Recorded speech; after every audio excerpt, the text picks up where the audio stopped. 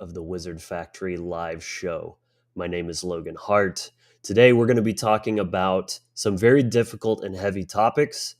This is going to kick off a three-part series about male and female dynamics. The first part we'll be getting into today is about what men must endure. So just looking at sort of the unique challenges, traumas, difficulties that men uniquely face in their lives. Next week, we'll be getting into what women must endure and looking at the female side of their experience. We'll have some lovely lady guests on to talk about that. And then part 3, the following week after that, we'll have all of the guests back on to kind of discuss this roundtable style and really get that dialogue going between men and women. And that one is called Renewing the Vows. So sort of like trying to build, rebuild and heal the connection between men and women, because this is a serious problem, guys and gals. Like, this is seriously crisis mode at this point. People don't seem to be, worried enough about it. There's some, I do see a lot of growth in polarity topics and discussing these on some aspects. That's kind of a trending thing in some topics, but it's not nearly mainstream enough. So this is my attempt to try to bring this conversation to the forefront, dive into this stuff, and give a chance for everyone to feel heard, right? From the man's perspective, from the woman's perspective, and then having a literal real-time conversation about how we can deal with and fix this shit, because it's not good. So welcome to the live, everyone. I'm so glad you're here. Make some noise in the comments, smash the like real quick, make some noise for the algorithm, help this channel grow, and more people see this conversation, because I think more people need to see it. So glad you're here. It's going to be a great show. Let's get into it.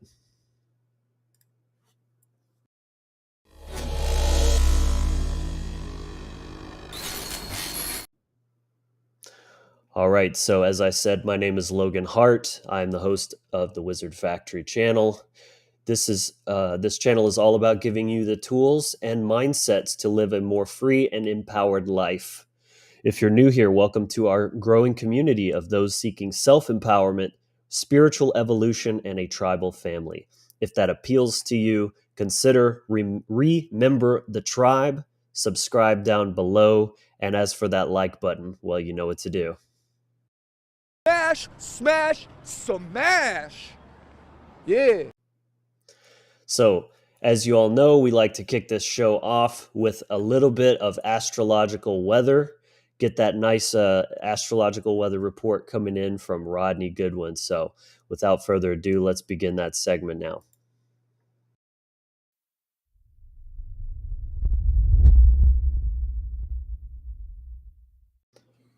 Rodney, my man, what is going on, brother? Man, I tell you, I don't know if I could do the segment today, man. It's Mercury retrograde, man, and dude, man, I don't know, man. Oh, you poor thing, man. I don't know if I can handle it, man. I'm just like, oh shit, man. It's Mercury retrograde, man. Listen, boo, just go to Starbucks, okay? Get yourself a nice frap, put on your onesie snuggie, and hang out. It'll all be okay, I promise. I know, right? Yeah, so we are officially in Mercury retrograde. Fuck yeah, hell yeah, man. Yay. Bring it. Bring that shit on. So yeah, no, man, we, 21st, it went conjunct Uranus, powerful atmospheric. I could feel the charge in the air, especially after that solar eclipse at 29 degrees Aries. That was all playing into it. And then with Mercury being conjunct Uranus, man, and now we're retrograde. This is the time, where we're going to go introspective, internal, and we're going to work through our issues in context of self-worth, self-validation, and becoming the man and the woman that we want to be, the things that we've missed, the things that we haven't been able to, actually identify ourselves with in context to our knowing ourselves. Now is the time, this next till May 14th.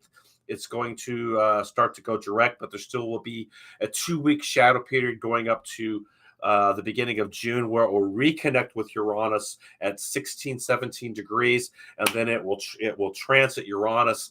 That's where we'll get our breakthrough in context to leveling things up with our consciousness, then the aspect of what Taurus actually represents, which is a high level of self-worth and how you're actually seeing yourself as a man, as a woman, as a mage, as a mystic, as a shaman, as whatever energy you're working with in context. So this is a very powerful retrograde. Dealing with the Mercurian energies, we're dealing with internal dialogue, always with the Gemini aspect, left and right hemispheres of the brain, and learning how to balance and bring harmony to our internal dialogue. Because let's face it, that's what's getting jammed. So I want to talk a little bit about this eclipse that we just had, solar eclipse, and where we're going with it. So we started off with a 0 degree new moon in Aries, and then we had the double lunation. So we had the second time that the new moon happened was the eclipse energy in context to this at 29 degrees. So we were full, the full spectrum of the gate was charged with this new moon energy, with the eclipse energy, and with Jupiter setting in the gate, and also Chiron setting in the gate. So very charged energy, expanded energy in context to Jupiter, because Jupiter basically expands everything it touches. And the solar eclipse was squared off with Pluto in Aquarius at 0 degrees. So what was this saying to us? It's saying that this particular eclipse is going to have effect into 2024. It's not going to be just a 6-month kind of effect, which is kind of a normal effect for an eclipse. This is going to go for over a year. Why? Because Pluto will be going stationary retrograde May 1st. So what happens is that when Pluto goes into that retrograde kind of stationary aspect, it's going to pull back into the Capricorn gate again at 29 degrees. So this is going to flux at the gate all year this year in 2024, bringing back this particular eclipse that we experienced in context to our warrior codes. Who we are as warriors and this path. Now, Aries can be very like a child. Okay, it's the first gate, right? So it's like the tyrant, the child not getting its way. It can throw tantrums, okay, because that's kind of how the Aries energy works. So what's happening is that we're really getting an upgrade here in context to our maturity, because it's squaring with the Plutonian energy. So you got Aries and Scorpio, which are octaves of each other on the solar spiral. So literally what's happening is we're dealing with a power base, because Scorpio or Pluto is the power planet of the solar spiral. All right. So this is the struggle of power on a collective level that we're getting ready to step into on the world stage that we're going to see. Not only on an individual level, like, okay, you can still start to look at the themes going to be, where am I giving my power away as a man, as a woman? Am I allowing myself to be bullied by certain things still with my own internal dialogue? And then that's setting the stage for my vibrational correspondence in context to what I'm pulling in, right? So this is all about making a check in your life this year in context to where your power is lying, where you're putting your mindset, your state of mind, where you're taking yourself in context to where you're putting your consciousness on, okay? Because where you put your consciousness on is where your energies and your power is going to flow to. So this theme this year, in context to this solar eclipse, is going to be all about taking your power back as an individual and seeing yourself in a context of major self-worth. Because dealing with the Saturnian energy in context to where this is at, we're in Pisces. That's dissolving the boundaries, okay, that have been set up for you in context with the programming. So we're coming into dissolving the programming, and then the Aries gate is about finding your identity, yourself. See? So the programs are being dissolved, and then we are now have to take an honest look in the mirror in context to where we're still giving our power away to whatever it is that we're doing, another person, a partner, a belief system, a program, whatever it may be. It's just layered in, right? And so now it's time to mature, because now we're dealing with the octave, the water, the reprogramming, or how water is programmed in context to the Scorpio element, which is the water element, and how we're being reprogrammed, or how we're reprogramming ourselves. Now I'm going to take this a little step further here. Saturn in Pisces. Okay, what is Saturn? Saturn is time. Okay, so I had something interesting I was thinking about yesterday. So time is like a sine wave. It moves in a wave form. Okay, so it has peaks and it has valleys. At those peaks is where manifestation takes place in context to a sine wave, right? So it's moving, right? So when you take the word sine, SINE, right, and you remove the E and you separate the E from the word sign, what do you get? You get sin. And sin is what has separated us from our own signature energy frequency in context to the programs that have been overlaid upon us to what? Victim and savior mentality, because it's the sin that separated us from our own selves in context to the programs that have been inverted and put into the collective consciousness to the aspect of time itself, or the sine waves. And Saturn in Pisces is there to dissolve those programs. See? And literally take us into a place where we're reconnecting the E, which is the energy system that's been separated. So now we have sin, okay? And that's the energy system. We're bringing that E back in, reconnecting it, because we're beginning to realize that actually the sin has been the illusion. And that's Neptune in context to how they've inverted the Neptune energies to the illusions of the program of the religious, governmental, religious constructs that we're living under right now. This is what's happening with Saturn in Pisces. And so the Aries energy then becomes very powerful, because if you take Saturn in Pisces as the first house of context to what's being dissolved within yourself, the second house then becomes Aries, which the second house is the Taurus energy, which is the construct of the 3D world, taking it to the Venus construct of self-worth, self-validation, and leveling up that in context to your mind and your state of mind. You see how powerful that is? Yeah, absolutely. Love that. So this is what's going on in context to this solar eclipse, because we're finding our warrior again. And now that warrior is going to come into a maturity, because it was squared with the Plutonian energy in Aquarius, which is leveling up the organic technology that we have right here within ourselves in context to the Aquarian gate. So that's why it's so damn important that you find your Libra, or your balance and harmony within yourself, because if you don't find that, you're never going to be able to access the eighth gate, which is the transformation. Think of Pluto like a transformer. So what happens? A transformer, what does it do? It transforms electricity so it can be used, right? So we can actually use the electricity.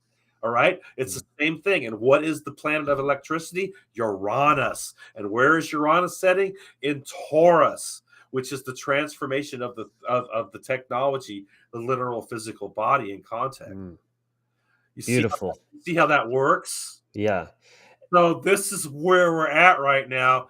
So this solar eclipse, one of the most powerful we've seen in quite a while, and it's going to literally have an influence the whole year going into 2024, because of that Pluto flux at the gate between Capricorn and Aquarius, and your cardinal signs. If you have cardinal signs in Capricorn, Cancer, Libra, or Aries, those are you're gonna feel these, so look where your cardinal signs are in your chart, and look what's transiting those cardinal signs, because that's going to give you an inclination of where how you're going to level up and where things are going to go on a personal level. Right. And in context to the balance that you're speaking of. This is very important even to tie into what we're going to be getting into here today about, the challenges and traumas that men have endured. These traumatic experiences create a state of imbalance in the psyche. Right. It polarizes your brain to a left or right brain executive function. And, to even begin to have healthy relations with the opposite gender, you've got to figure out how to balance that stuff back out within yourself by dealing with that trauma. So that's a big theme of what we're going to be talking about as well today. Yeah, if you're not in control of your own energy system or sine wave, context to your own, in system mechanics, something this is how they've wrote in, by bringing the dark sorcery in, right, and then connecting it to your energy system to harvest the energy into their grid works, and then bring the physical reality in context to the inverted Saturn energies and the breaking of cosmic principle into the reality field, so things can remain in this chaotic, entropy, chaotic fucking stagnation state on our planet. See, Hmm. that's how they've done it. So you've got to burn through this stuff so you can regain control of your own energy system and sine wave. See, and it's the sin, that's separated us from our own selves. See, through the victim and savior programming, that you need something outside of yourself that's more powerful than you to save you. Right. I think of sin as self-imposed negativity. Same That thing. Yeah. there's two ways to look at that. Yeah. You can see it as missing the mark, is what I believe it literally translates to from like the Hebrew or something like that. Yes. Yes. So you can try to detach some of those stigmas from like actual religious dogma, and look at sin as just, a behavior that is not serving your highest self. It's doing something that's separating you, like you're talking about, from source, from your higher self, from the best version of you. And then of course self-imposed negativity is more like the religious aspect applied, where you're using that as some sort of justification of lowering your self-worth, your self-image, and what you're worthy of, what your actual intrinsic value is. And this is again tying into what we're going to talk about here today, is that these traumatic experiences, they diminish your sense of self. They're a penetration of your ego, of your boundaries, and that disrupts your construct of who you are, where you begin and end. And that's where that imbalance comes from, because everything is thrown out of whack from that traumatic experience. And but it doesn't have to be that way. You can heal, you can restore a healthy ego, Yeah. and that's where that balance comes in. And So that's what the solar eclipse was all about. Because the mm, Venus construct is all about self-worth, self-validation, imposing a self-image of power. And so that's why the Venus has been hijacked as well in context to dark Luciferianism and the female Illuminati in context to what it actually in its inversions as well. Because Venus actually runs what we call a geometry of the rose of Venus is a pentagram that it actually does on the solar spiral to make the corrections that have been caused by the inversions itself. See, Venus spins the opposite way, so it doesn't spin clockwise; it spins counterclockwise on the solar spiral. See, so it's giving us a correction in context to the dynamics of the energy system and how it actually works. See, right. that's a whole nother subject. Yeah, But yeah. yeah, but getting into understanding, this is what that solar eclipse was all about. Finding your self identity and then maturing, bringing the maturity to it in context to the Plutonian energy. Mm. Love it, man. Appreciate you sharing that wisdom with us as always, keeping us current on these energies and forces that are at play, and how we can ultimately leverage these things to our advantage and make sure we're maximizing our gains that we're getting from that. So Yeah, Jupiter is going to be squared off with Pluto for a while, you know, and with Jupiter being into the gate in the gate as well, it's amplifying and magnifying Mm. the energy on a high level. So it's really, really actually working to our advantage here to bring ourselves into a place where we really truly understand the warrior that we are, because we've forgotten a lot about, all, that warrior aspect, just looking at, the whole aspect of what it really means to stand in the face of evil, man. Stand and look at it straight in the eyes and not back down, you know? Boom. Love it, man. So real quick, tell folks where they can find more of your work and follow you and, I think how my you work with your, I think my link tree is in the yes, comments. description below. Yeah, and then also you can get a hold of me at Hardcore Productions on Facebook, Hardcore Productions 9 at gmail.com. My services page is hardcoreproductions.com. And then you can also, if you want to hit me up on my Rodney Goodwin face page on Messenger, you can get a hold of me there as well. I tell you, my forte is transit readings. I can Um, vouch for that for sure, man. so I can see, I have a gift to be able to see on the wheel transits that are going on. Just the other day, somebody hit me up, and I'd given her a reading, and I saw, because I looked at it, and there was a financial thing that had set up with her. And I said, look, in a few months, you've got a windfall. There's a windfall there. Something is coming. I don't know if it's an inheritance. I don't know what it is. She emailed me back or texted me back last week and said, you're not going to believe this, but I just got a $17,000 check in the mail from Wow. something that I totally wrote off. It wasn't going to happen, and it's just all of a sudden it opened up. The gates opened up, and the check came, and I can't believe it. She goes, "I just can't believe you saw that." You That's know? incredible. Yeah. So I mean, these are the type of things that happen when you can look at how the transits are setting up and how things are happening. So that's my forte, guys. So if you need a transit reading, hit me up. Do it. All right, everyone. Thank you, Rodney. Make some love. Show some love for Rodney down in the comments. We are going to get ready to start the topical discussion in just a minute. We've got Will Keller waiting backstage to join us as well. Always bringing that heat. So, but just real quick before we get into that, a couple of quick housekeeping announcements. I encourage everyone to please follow the Wizard Factory on all social media platforms, whichever one you prefer or are on the most. I am fairly active there, as well as my own personal page as well, so that you can get more kind of short doses of philosophy and spirituality throughout your day.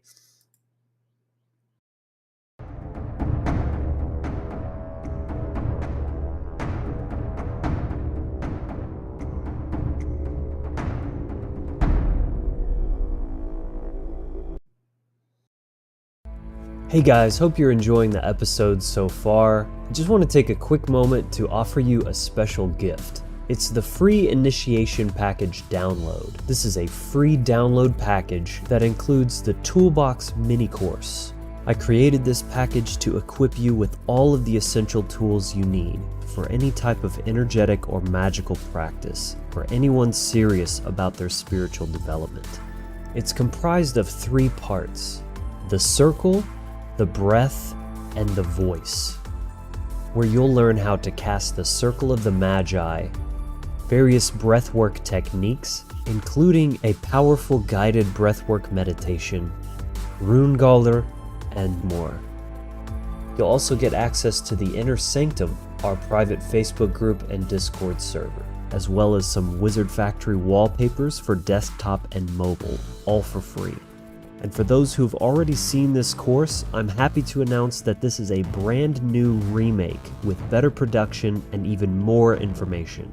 You can find the link to get yours in the description below. So check it out and let's get back to the content. All right. If you're interested in that, there's the QR code, nice and easy and convenient for you. Just hold up your phone camera. That'll take you. There's also a link down below from the link tree or on the website at thewizardfactory.com. Thank you, everyone, for being here. definitely going to be a great show, really deep and potentially challenging conversation, but that's very important. This is never going to be an easy process. We have to be willing to take a hard look at these sometimes very ugly truths if we ever want to, actually create any meaningful change in the world. So, you know, th- that's what we're going to bring to you here on this channel. We're not going to sugarcoat shit. We're going to bring the real deal, because that's the only way the real work can be done. So, thank you everyone for being here. Got some nice comments going on down below. Sophie, always a pleasure. Leslie, Jason in the house, Misty, much love to you all, guys. Um, so let's get into it without further ado. Let's bring on Will. What's up, brother? My brother, how you doing, man? I'm doing well, thank you. And I think Rodney's taking care of something real quick. He said he would be back in just a few minutes. So we're going to go ahead and kick this off. Um, yeah, man. I mean, this is going to be, I think, one of the most important pieces that I've done in a while. This topic is just so crucial in this time, and where there's so much confusion around what it even means to be a man, to be a woman, much let alone like how to relate to one another in those dynamics, right? Yes. So we're gonna get into this in a very deep and heavy way, and I think just to start things off. With the topic of circumcision, right? We're going to kind of go through a whole list of different unique challenges that men face, and this is the first one, right? It's literally, welcome to the world, welcome to planet Earth. Here's some trauma, here's some genital mutilation for you, right? Mm-hmm. I want to start with a little bit of disclaimer here. The purpose of this is not to shame anyone. It's not to make you feel bad. If you have some feelings of guilt as a parent, that I just encourage you to sit with that. Obviously, there's nothing that can be done about what has already occurred in the past. You do need to forgive yourself, but truly also take responsibility for choices made. There's so much misinformation around these things. It's so easy to just kind of go along with, well, this is just how things are. This is how things are done. This is what the doctors say, right? The doctor's the medical authority. We're going to trust him over our own intuition, our own, parental instincts to protect, to care and nurture. This is how it happens. And, first and foremost, all three of us men here that are going to be participating, we've all gone through that trauma ourselves. So, we understand firsthand. This is, but it needs to be talked about, because again, as you can't change the past, but you can change your future choices, and at the very least, maybe pass on some awareness to another person that maybe hasn't made those choices yet for their own. And as they're becoming new parents, you can, just give them a little bit of something to think about before they make any decisions that are literally permanent, and at this point verifiably proven as harmful, not only physically but psychologically as well. So it's so empowering, right? To break cycles through knowledge. This is kind of what we aim to do, is to break these cycles of trauma and control in all aspects of life. And this is a big one. So it's, getting in that discomfort zone, accepting the past, but you're here now to learn, and you can have a change for the future. Absolutely. So, as we get into this, I want to start off with just maybe a little bit of humor to kind of lighten things up. I know this is heavy. I saw this meme as I was working on making notes for it, and it cracked me up. Because there's this idea of like going to heaven, and you'll be like complete. You'll be whole again, right? So there you go. So, let's try to set a little positive tone before we get into some pretty heavy shit here. I want to follow that with a reel that I actually made and posted on my page, I guess a couple of weeks ago. And that I think really encapsulates kind of like the idea behind this as a normalized action or practice that especially here in the West. So I'm going to play this real quick. It's the original sin of the medical world. Yes. You're born dirty and we need to fix you. Medical science, the god of science, needs to fix you. This is not just a matter of medical ignorance. This is very, very deliberately done for a specific reason. It is the black magic ritual to stifle the sexual energy, to change the brain chemistry for life. Yes, we can kind of look at this in sort of a symbolic or a metaphorical perspective of, the phallus is sort of your sword, and the sword in the occult represents truth, knowledge, like cutting through the bullshit, cutting through the ignorance, slaying evil. And so when they blunt and dull your sword right from the get-go, right out of the gate, so to speak, again, this is no accident. We're basically being disarmed violently on a energetic and metaphysical level. Boom. Right. That disarmament idea I thought was pretty powerful. A man, the sword is an extension of a man's, like, his truth, right? And then that's what he uses as his gift to the world to wield against evil, against chaos and ignorance and slavery. And they're directly attacking that within hours of you Right being alive. right out of the gate, man. Yep. Right. I think I got an echo. Yeah, I'm not hearing anything on this. I can hear it, Rodney. Oh, I got one too. Shit. Maybe it's because you're sharing your screen. Maybe. Well, I'm gonna go ahead and share this next piece, and then I'll turn the screen share off, and hopefully that fixes it. Let us know in the comments if you're getting an echo on my voice or these guys as well. But I was a little bit torn to play this next clip. It's a clip from a film that you can find on YouTube. I recommend everyone, man or woman, watch this film. It's only half an hour long. It's called Child Circumcision, An Elephant in the Hospital. And it's a presentation by this professor here. Very well done, very difficult, but again, important, right? We need to face this stuff.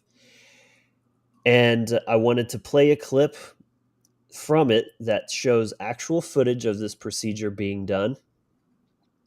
And like I said, I was kind of going back and forth on it. I asked these gentlemen before the show what they thought of it, and they thought that I should go ahead and show it because, we need to look at what's happening, right? It's so much easier to just say yes to the doctor. They take your child away to another room. You don't have to look at it. You don't have to see your choice being carried out in front of you. Right. And so, again, my intention is not to be purposefully sensationalist or hyperbolic or anything like that. And I encourage you, if you don't want to watch it, don't watch it. Just turn it off and come back in a minute or so. Just give it a minute and bypass it if you choose to. If you have a weak stomach or you're very, very sensitive to these things, I get it. But I just want to show what's the reality of this situation, of this choice that's being made, probably thousands, millions of times. I don't know, many, many times every single day. So I'm going to play that now. Again, you're welcome to not look at it. I find this uncomfortable.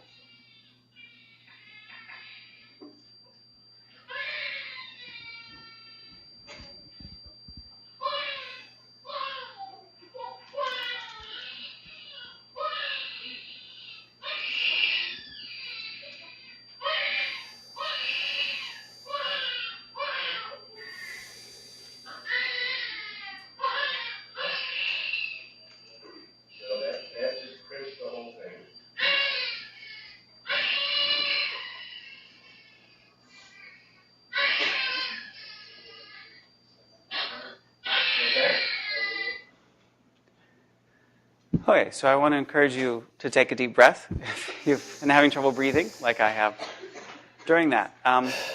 Right. So there it is. Yeah, man. Straight up trauma.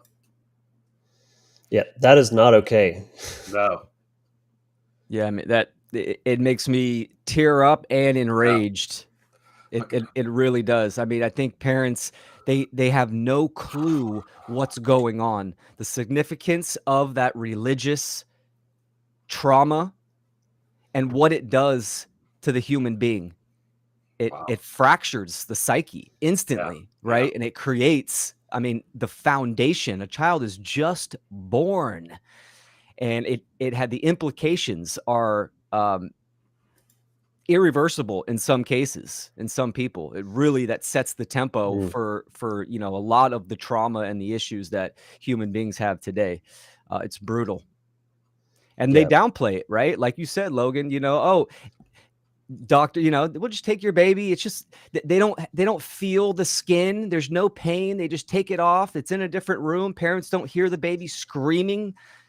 The baby's screaming for mother is what the baby's Mhm. doing, Yeah. right? I mean, the Yeah. baby should not leave mother's side. I mean, for many, many days. Of course, father as well, but in the first hours of birth with mom, Yeah. nonstop, and then just taking the baby away from mom is traumatic. So This all is a planned great out. this is a great point made here by DJK Chimera. How could you ever trust your guardians after that? And of course, Yeah. before you even have the capacity to reason that as a as an infant child, you're not literally thinking that, but you feel that. It's innate, it's instinctual. Where are my parents? Why are they allowing this to happen to me? Yeah. And like you said, Will, they try to downplay and minimize it so much. They call it routines, infant circumcision. There's nothing routine about that. It's just like a routine traffic stop. Well, it doesn't make it any less coercive just because it's routine, right? That's such a wordplay sorcery bullshit, nomer there for it. Mm, exactly. Yeah, I mean, if you really want to look at it, it's also, talking about the sword, it's also your wand of fire wand, man. Yeah. In context to fire magic and as a man, and how you're actually wielding things. And the other spell cast that's thrown out in context to the Abrahamic constructs are the steeples, right? So we're dealing with phallic symbols on the churches in context to this ritual. You see, Exactly. and do you see how that spell cast throughout the whole, on every corner of every every city and small town? I mean, Mm. it blows your mind when you see how intricate this web is set up in context to just that particular one thing of circumcision and how it's actually drawn out into the spell cast. Mm. And it's proven to change the brain chemistry forever. The brain functionality it is linked to higher levels of aggression, even higher rates of crime Yeah, when you right. compare. Yeah. So it's I think encouraging the manifestation of the toxic masculine, of the dominator, the abuser, Yes, right? right. Well, also think about where this comes from, right? This is a religious ritual that's been Yes. going on Absolutely. for hundreds and thousands of years, and it's part of that religious mindset that you are not whole. You don't need a piece of you, right? And this piece of you is sinful, so we need to Yes. discard it. And our body, the human being, the body, the vessel communicates which with the natural world all the time, even in the womb, right? There's an intelligence in our body that's communicating. So when you go through some type of trauma, even in the womb as well, what mother is going through, that kind of stuff, it's learning, and it's putting the baby in fight or flight, even at that young of stage. All the cortisol, all these chemicals are pumping. Then you have the issues as the child gets older of almost protecting their genitals or having being insecure about that. I mean, the list goes on and on. It's such an important topic. But this is generational trauma, right? It's tradition. Like you said, Logan, routine. Most parents don't think twice about it. No, Absolutely. no, and it is rooted in the Abrahamic construct, like you're saying, Will, in context to the actual dark ritual, dark occult, dark ritual sorcery that's going on with this, and to basically bring men into a place where where everything becomes inverted in their lives. Because of this ritual that's trauma based in context, because they never actually did get a bonding time with their mother. See? Mm. And so they've already went through the trauma of birth. Now they're dropping in the trauma of circumcision and vaccinations and separation from the mother on top of it. And then you're dealing with all these layers that get inputted into the psyche in context to chemical reactions on the physical level as well. And then the actual construct then is already starting to be built in context to the aversions, and the karmic aspects. It's mind blowing, man. It represents the disconnect from nature. Right. Mm. This is man Straight up. saying, Straight up. man's ripping the human being away from creation, saying like, you're a part of us now. You're disconnected from nature. Yeah. Like good What's branding. more sacred than the phallic for the seed? And then Right. same thing with the woman, right? Yeah. I mean, this is how creation is created, right? This is what we do, and that is what it symbolizes: the disconnect of nature and the initiation of servitude and ownership. That is a really interesting point, that it's almost like a form of branding, like you would do to a cattle. Yes. You're marked on your Right. body by a form of like traumatic, 100%, dude. And in the ancient times, they would slice, and then the rabbi or the priest would literally suck it off, eat it off, rip Right. it off with their teeth in their mouth. So it's Sick, Yeah. it's man. disgusting. It's routine, psychotic. It's just routine. It's Just routine. no big Yeah. deal. And think about it, how sensitive that area is in context, right? Oh yeah. As far as the nerve endings and There's everything that go up there. thousands and thousands of You know? irreplaceable nerve endings that get severed with that. Exactly, man. I mean, unbelievable, And cutting a man off from his pleasure as well in Yes. that way. Yes. I also find it interesting that this is a religious practice, but many religions, Christians and what have you, have an issue with body modification. They'll tell you, "Oh, tattoos are sinful. Right. They're you're messing with the form, right? The body that God gave you." But the foreskin, now that needs to be, just cut right off. And even that is positioning man as God, as well. We'll design the body as we see fit. Yeah. Right. The nature's design is subpar. It's inferior. So, I mean, there's a lot of different directions you could go down into diving deeper into this. I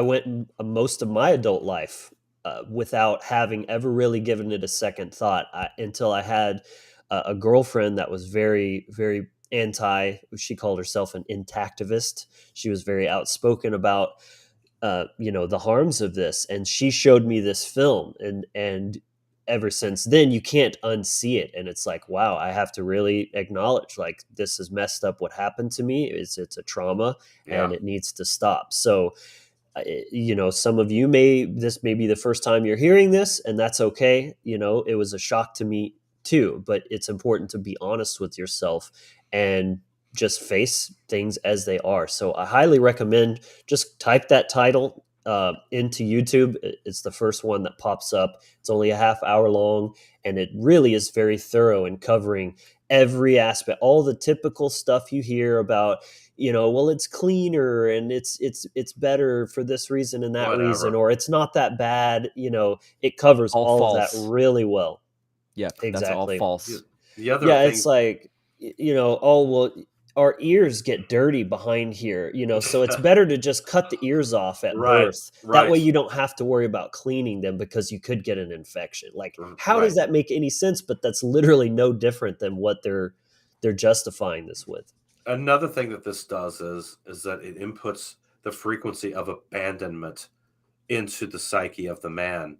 right out of the gate, because you're literally you feel like you had mentioned this, Will. You literally feel, even though you're born into this world, you're a baby, your mind is still there, and it's inputting that in context to being pulled away from your mother, and putting yourself in, being put into a trauma response state immediately before you even get any breast milk, anything.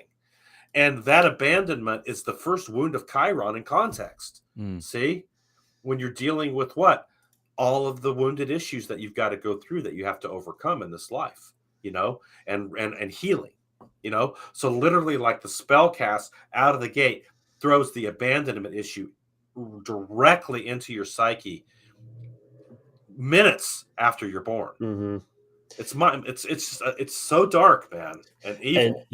And this comment here from Tommy, I think, nails it right on the head. Would it enforce the slave mentality through installing a mentality of non-ownership of your body? 100%. That's a big part of what it is. Yeah.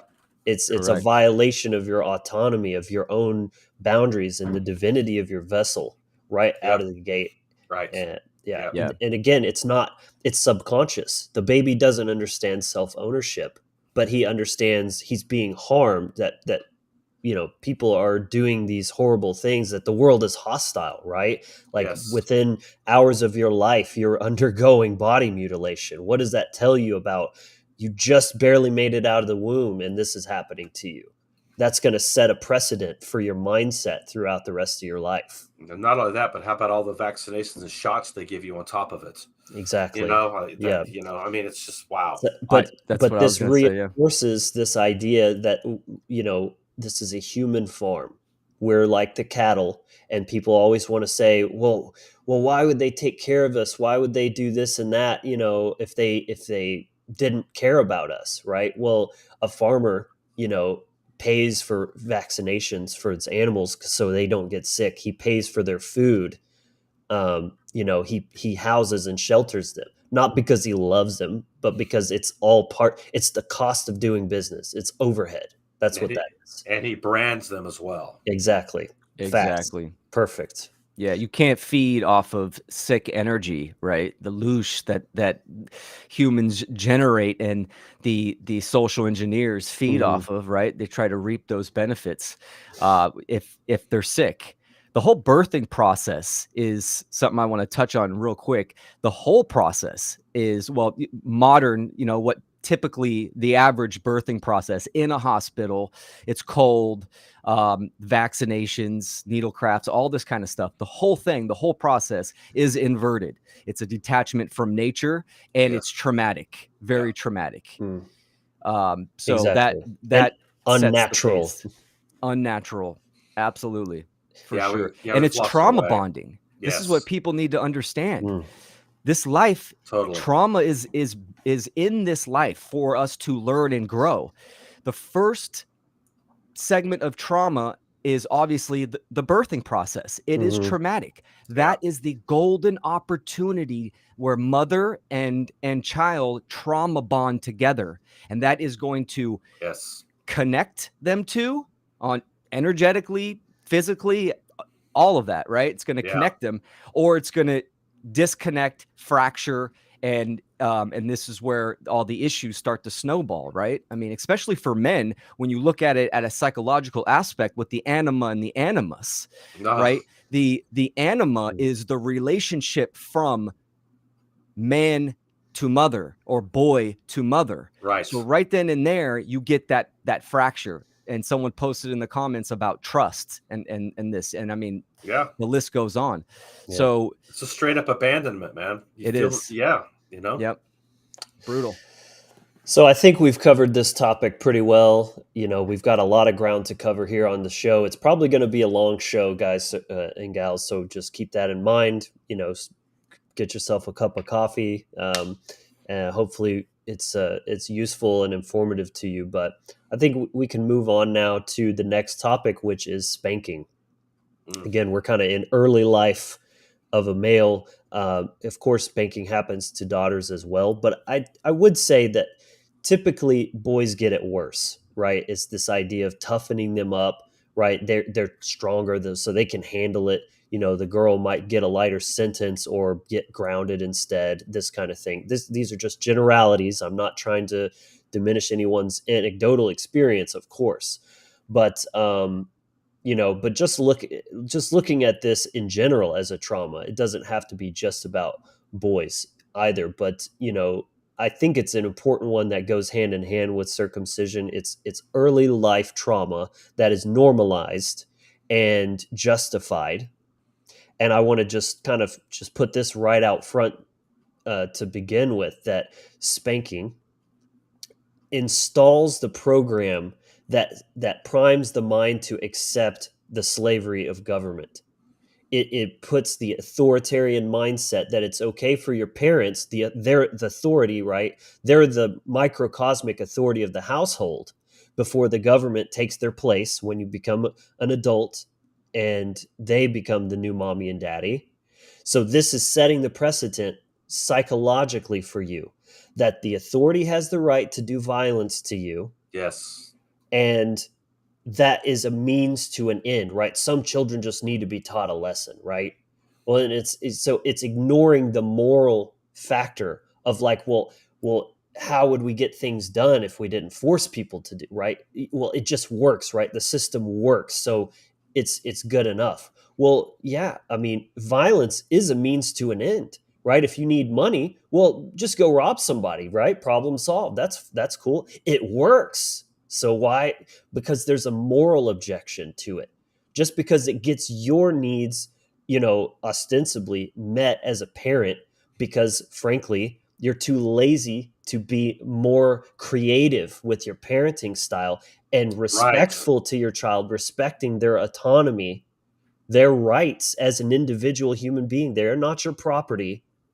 You need to learn to have interpersonal skills with them, right? Just because you're there, the parent doesn't make you the automatic authority in that you own them. You're just a steward for them. You're supposed to be teaching them, protecting and providing them. And if you use violence as a consequential tool, the only thing you're actually teaching them is that it's okay to use violence to get what you want, especially from the authority, the parents that are supposedly the ones that are actually supposed to be protecting them, and they're the single source of trauma and violence in their life. So what do you guys want to add to that?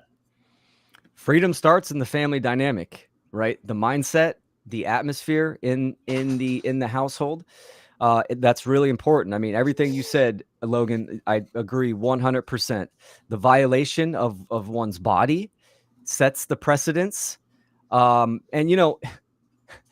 the world doesn't work that way, right? If you want it to be healthy and you want to accomplish true moral successful goals, I don't go out to my yard and shake the shit out of my apple tree and hoping it's going to just Right. drop apple or grow apples for me. Right. It's like it doesn't work that way, right? If I beat the shit out of my tree, hack it up, it's not going to produce. Right. So, I mean, just looking at it logically, it doesn't make sense. Again, this is a tradition, an immoral, violent tradition that that's been passed down through generations. I was spanked as a kid, and not a lot, but once in a while. But my dad, he loved me a lot, and he told me as I got older that he regretted it. And he even asked me, he's like, did I spank you a lot? And you could see the remorse and just talking to him about information that I've learned over the years, morality, rights, and all this kind of stuff. I mean, it definitely registered. There's that innate feeling with a lot of parents, not, in the totality. Some people are completely unconscious about it. When they spank their kid, they feel bad, but they keep doing it, right? And that the conscious starts to become silent, and they don't listen to that inner voice. So, it's just something parents do, a complete violation of it's not your property. We don't own our kids. Like you said, Logan, we're stewards. It's a facilitation of another being. And it's very important. Yeah, just real quick too about what you were saying, the guilt that comes with that. uh, something incidentally, my mom actually gave me more spankings than my dad. Now, when my dad gave me spankings, it was worse. It was a lot. I mean, like, that's what you really don't want, right? Mom's going to go easier on you. I did get spanked a lot, and I wasn't a bad kid either. I mean, sure, I had issues, and I had my challenges. I'm not going to downplay that whatsoever. But I definitely, I mean, growing up in Texas, Bible Belt, like they don't spare the rod, so to speak. It's And in the holy book. That's just it. It's in the book, man. It's got to be right. something my mom would tell me a lot before she would do this to me is, this hurts me more than it hurts you. Right. Ooh, gaslighting. Oh yeah, Boom, it's a good one. exactly. And it's that whole blaming, like, oh, why are you making me do this, right? If you would Yeah. just behave, if you would Right. just, yeah. Yeah. I mean, I've heard some of my friends would be like, my mom made me go out and find my own switch. Oh yeah, Literally that's cut off brutal. part of the rose bush or whatever, and that's what she spanked me with. I had to go find my own uh, uh, uh, Weapon. weapon of that was going to beat the shit out of me. I mean, Right. think about what that does to the subconscious mind. It's very You know? demoralizing as Oh my, well, oh which shit. that's part of mind control practices, is the demoralization as well. Absolutely. Then taking it to the school construct, they used to hit us in school, man, with the Hmm. SWAT, with Yep. bend over, grab your knees, you Yeah. know, and Yep. and and they'd have holes in the paddle, man, and they'd whap back and they'd hit you literally lift you off the ground. Yeah. Yeah. I mean, you Messed talk up. about how immoral that is, taking it to the school construct, in context to, hey, this is supposed to be a place where I'm learning how to, an education, but you're beating the shit out of me, you Right. know? Yeah. I mean, it all plays into the same dynamic and narrative. Yeah. It's that artificial authority construct of creating artificial consequences for things, right? Right. Like, if the child stays up late when the parent told them to go to bed at a certain time, they stay up all night, and then they're tired for their test or whatever the next day. That's the natural consequence. You make them get up the time that they're supposed to get up, and they feel that, oh, why did I do this to myself, right? You don't Mhm. need to resort to violence to teach your kids the consequences of their own actions. I Right. think the trick there, and I mean, I'm not a parent.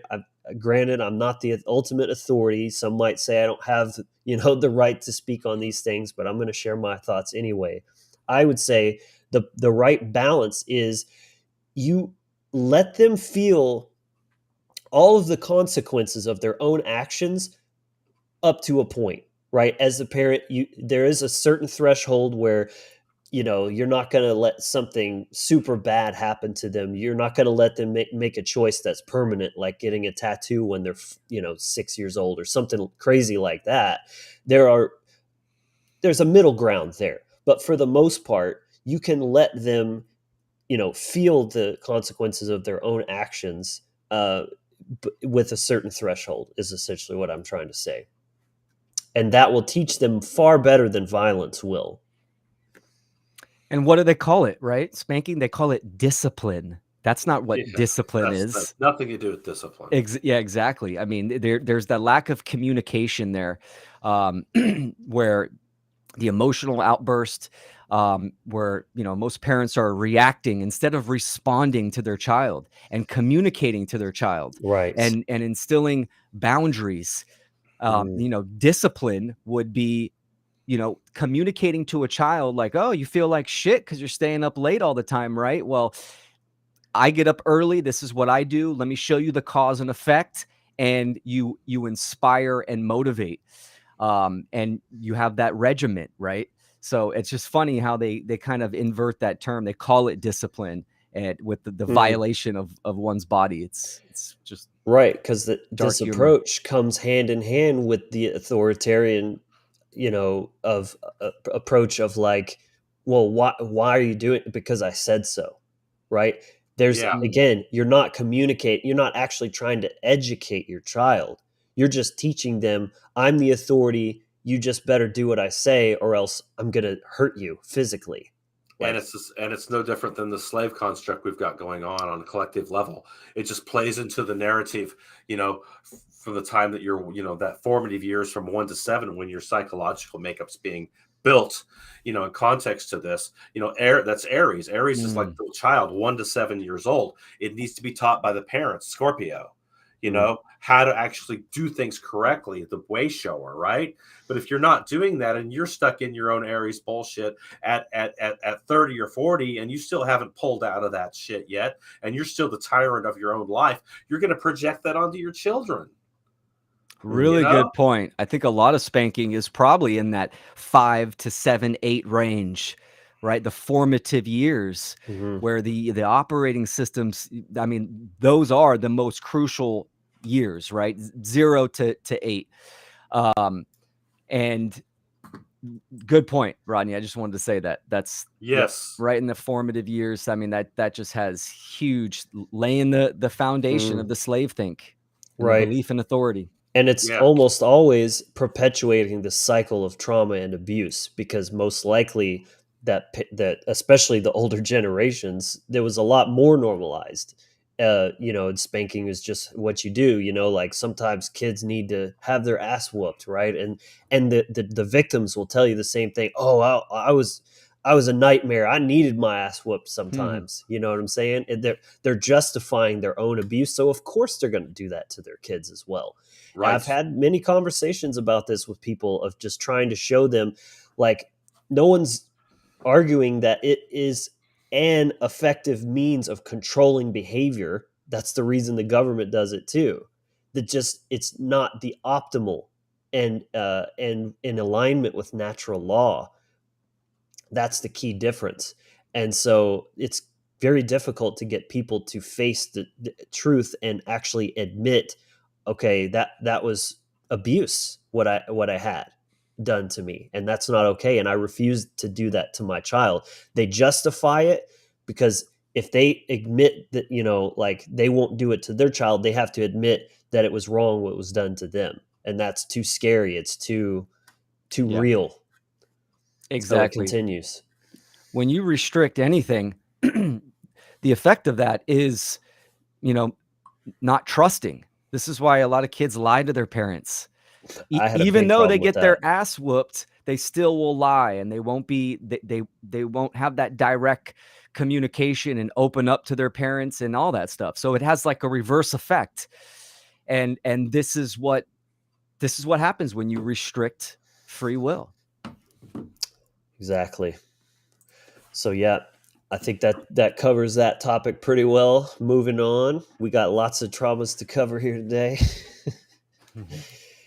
So now we're kind of getting into some of the standard things that men have to deal with. And the next thing I have here is emotional shame, repression, and stoicism.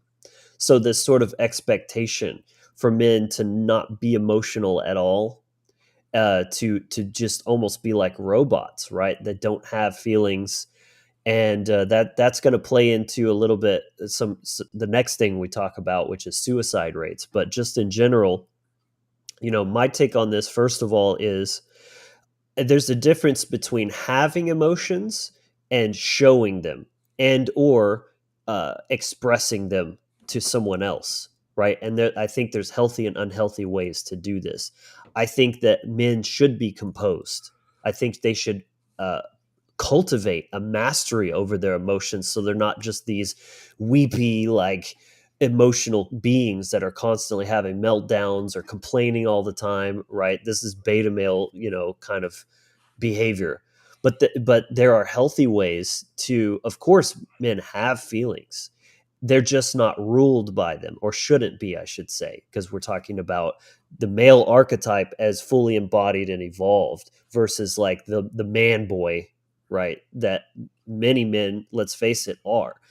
And so again, I think it's important to have healthy ways of, like, having your brothers that you can kind of talk to about stuff you're going through, so that you're not encumbering, say, your woman, your spouse, because women aren't really equipped instinctually to do that. Right. That could be a controversial statement. Lots of women feel very like connected to a man when he's sharing his feelings and all this kind of thing. But I think for the most part, without speaking in blanket statements or absolutes, most of the time it makes a woman anxious and feel unsafe with a man if he needs to express his feelings to her, as if he can't kind of figure out what to do, or he's looking to her to either console him like a mother or give him some kind of solution that he can't arrive at on his own. That's my take right there.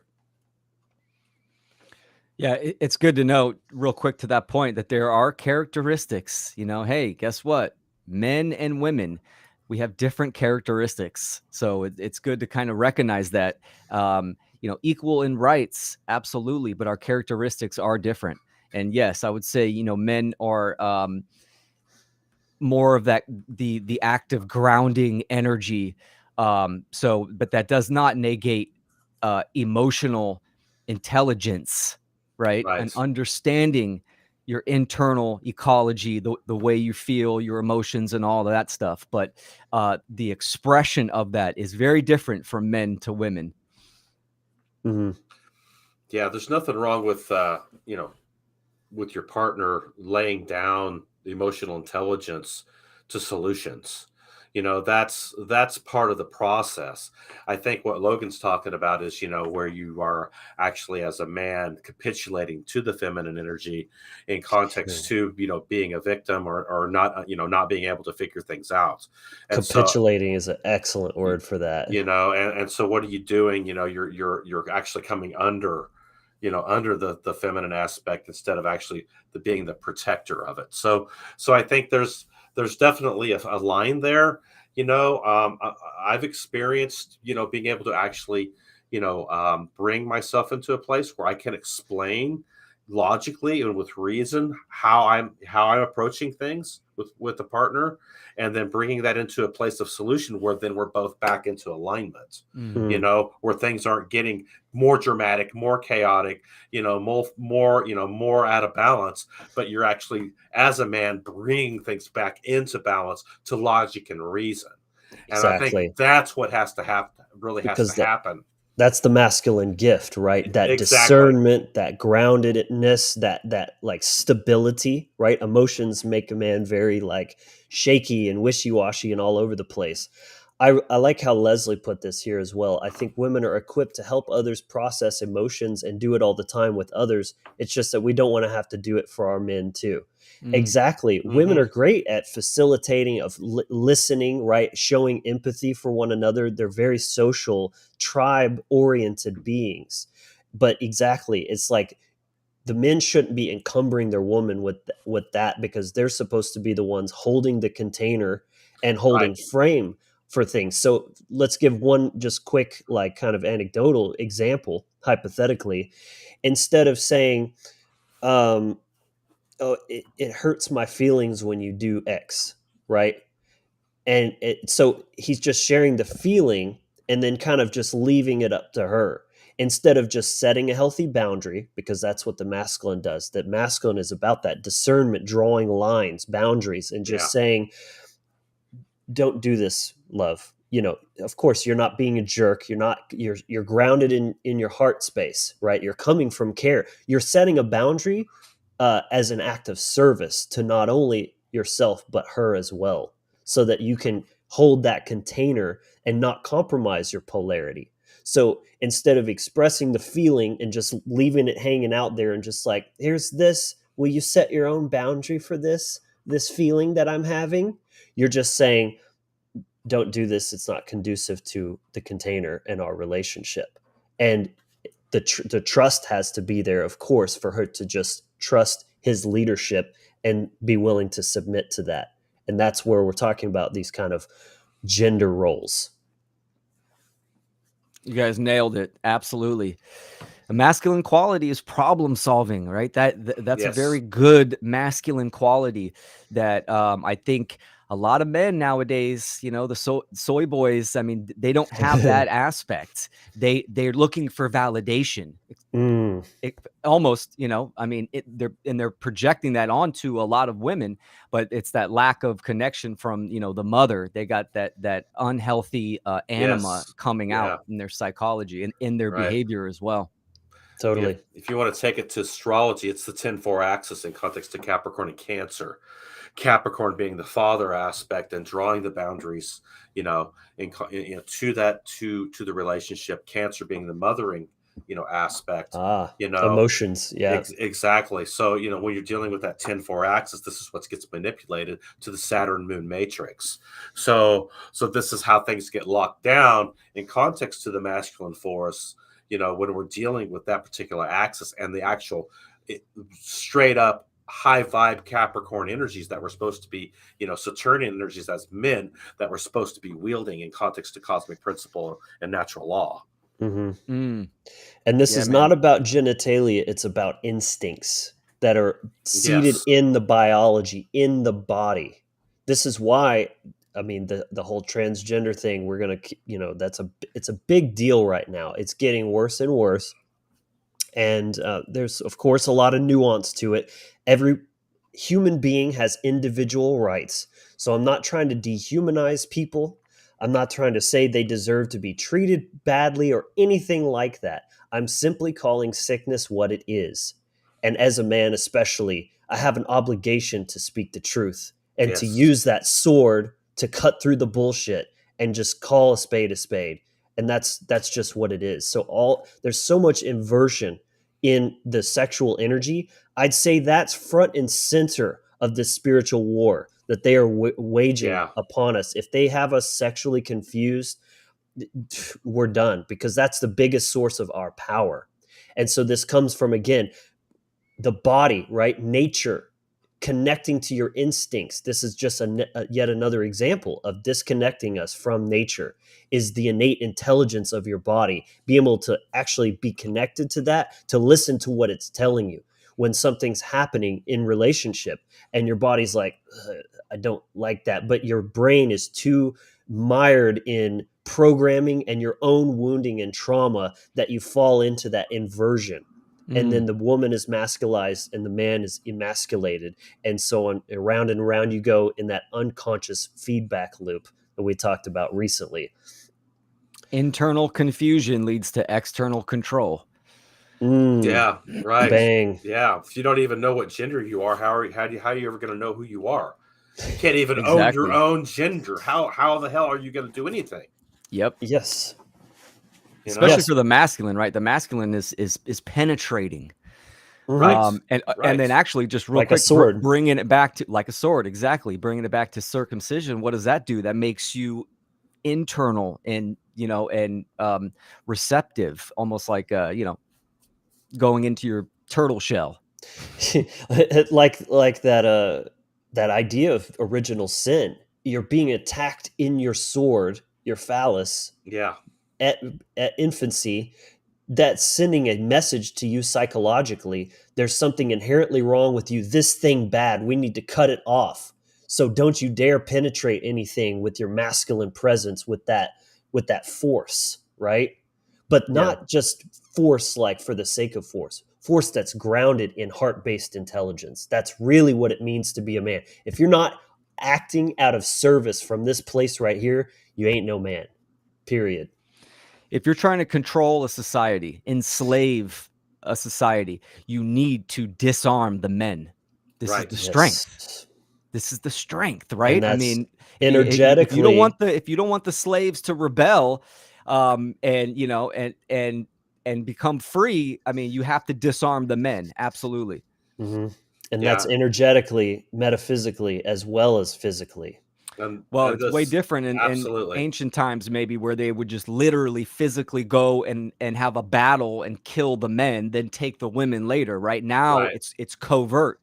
It's all about psychological and energetically, and physical too. I have to say, when we say we're in war, it's all three aspects: psychological, energetically, and physical. It's just different than what people think. There's no stone unturned when it comes to where they're bringing this war to us. Yeah, And I that's mean, important. 100%, it's man. it's straight up epigenetics, man. Even taking it all the way down to the food and the water, man. Yep. I mean, Yeah. it's unbelievable. Yeah. Definitely that's a big one. Chemical warfare Yep, is a yep, big huge. culprit when it comes to this polarity confusion stuff. So that leads into the next idea of higher suicide rates in men. And so again, this is not about a contest, right? What I call the victim Olympics. This isn't about who's more oppressed, who has it worse. It's nothing like that. Women commit suicide too. This is not to diminish that. It's just taking an honest look at the two different sides and Right. where things kind of land. Things are never black and white.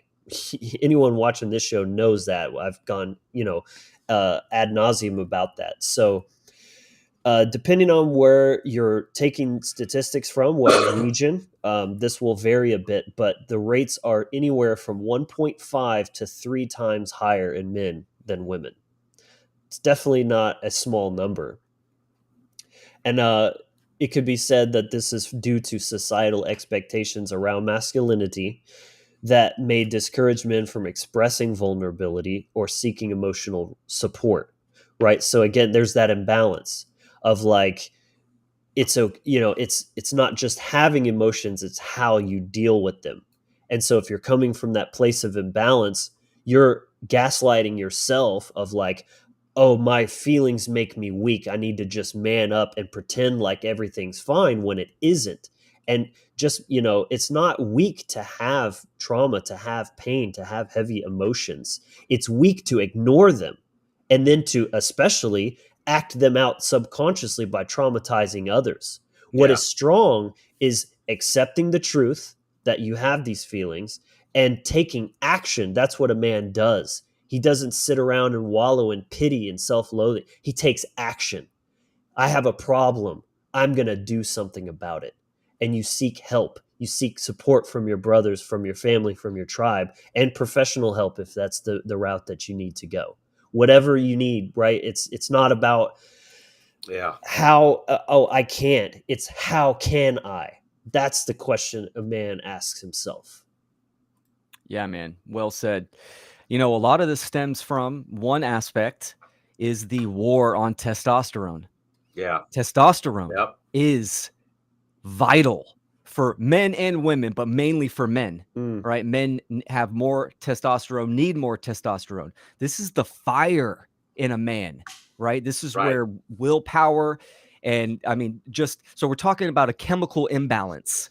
And if the body is the vessel, is the receiver, and you're fucking with that, right? Then the signal is going to be muddy and you're getting Yeah. static. Yeah. And estrogen in men, your whole system is going to get inverted. Yeah. Your mental, emotional, and physical. And if that's a whole rabbit hole I highly recommend people check out. But with the water, the foods, the even entertainment, right? Masturbation. There's all Yeah. kinds of porn, like all Yeah. these addictions, Yes. right? There's so many avenues that lead to lower testosterone. It's detrimental to men. It's interesting because that's another point on my list, is addictions being higher in men as well. But we'll not to jump ahead there. I wanted to comment on this comment here by Chimera. I would be wary seeking professional help. A lot of psychology is try to adjust us to an insane world. I agree with that with the word wary. I definitely think, it is a potential avenue that, especially desperate times call for desperate measures. If what you're trying isn't working and you feel called to go that route, do what you got to do. But I do think it's healthy to be wary. The system, especially the conventional healthcare system and psychology, is very trepidatious, and you should approach it with caution and do a lot of research and vetting before you start entrusting your mental health to another stranger, essentially. But for example, just as a counterpoint and as an anecdote, Leslie Powers, who's in the chat right now, I've worked with her personally, and she is a professional, but she understands natural law. She's holistic minded. Right. She Yeah. understands moral principles and all of this stuff.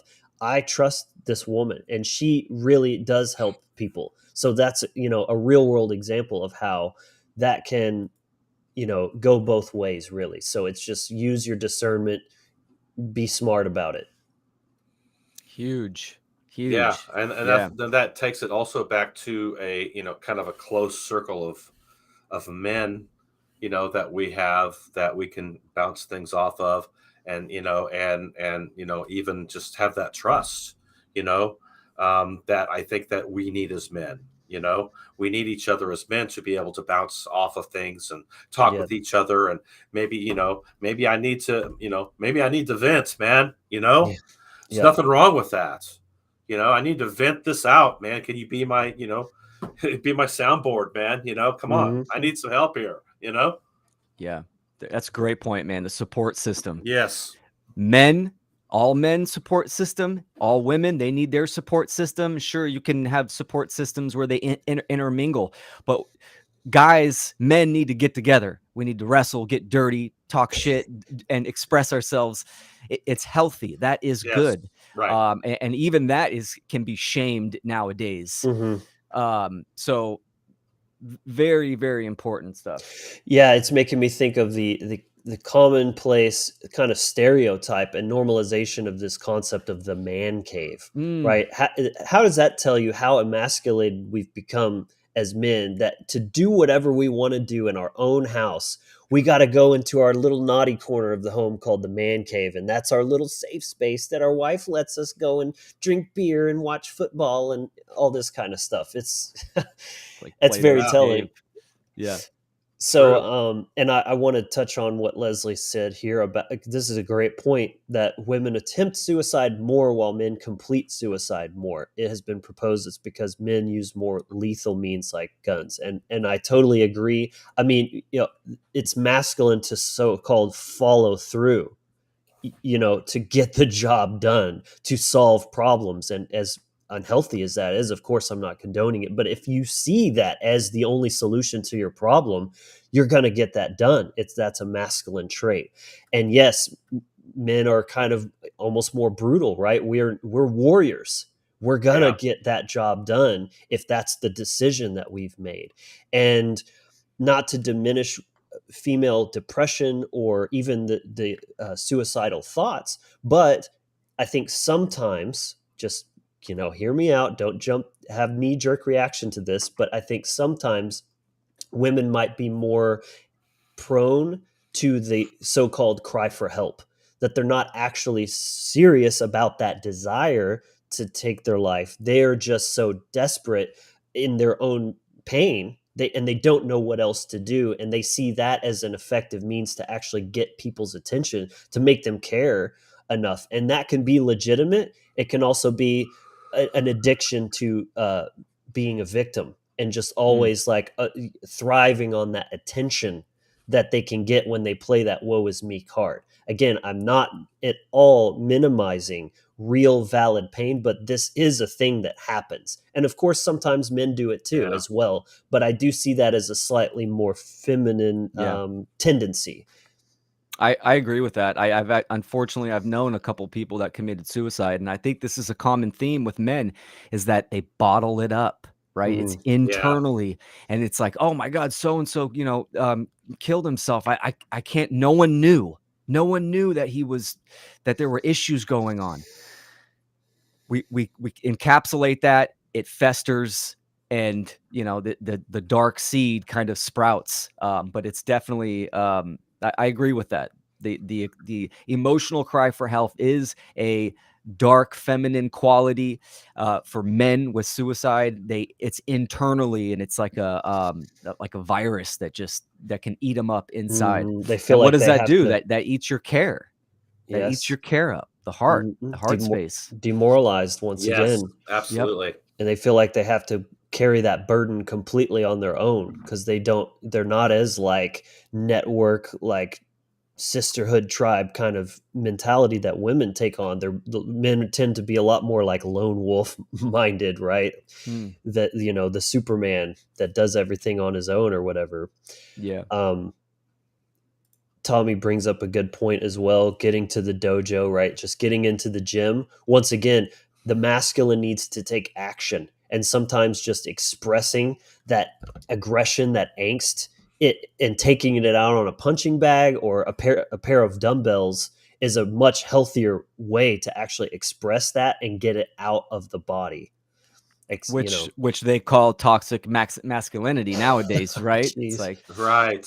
I mean, The this is like, gaslighting. talk about a foundational principle of masculinity is action and Mhm. expressing that action in the Self-improvement. external world. Yeah, yep, for sure. Being a warrior against the weak version of yourself. How about that one? There you go. That's Exactly. healthy. That's Exactly. that's good for a man, you know? Women are generally more likely to talk about their issues with other people, while men, in great part, are conditioned to be tough and hold it in. Precisely. Mm-hmm. So yeah. And then, I guess I'll go ahead and add in. Where is that? The addiction thing, because that we just already touched on that.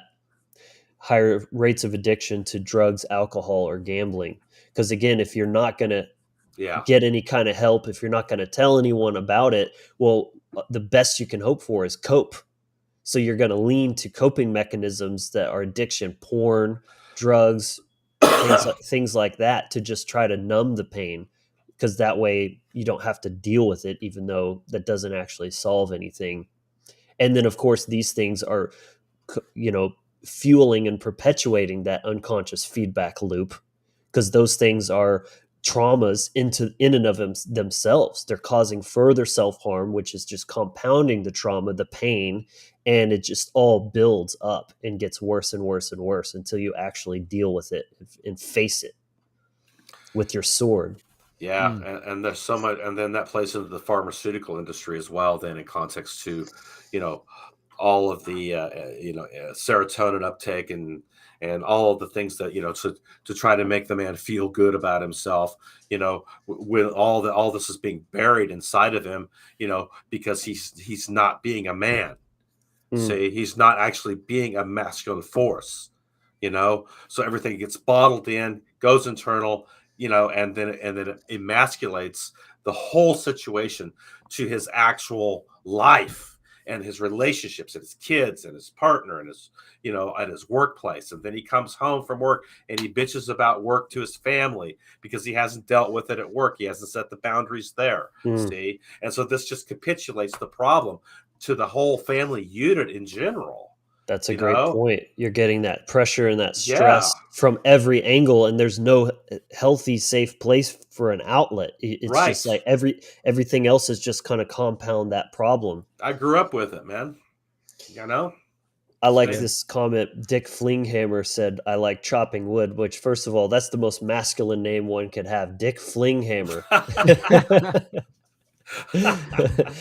But I actually think that's really profound, because an action like chopping wood, and how funny is that, kind of a male stereotype, right? The symbol of manliness, right? A dude in a flannel with the axe on his shoulder and chopping wood for his family.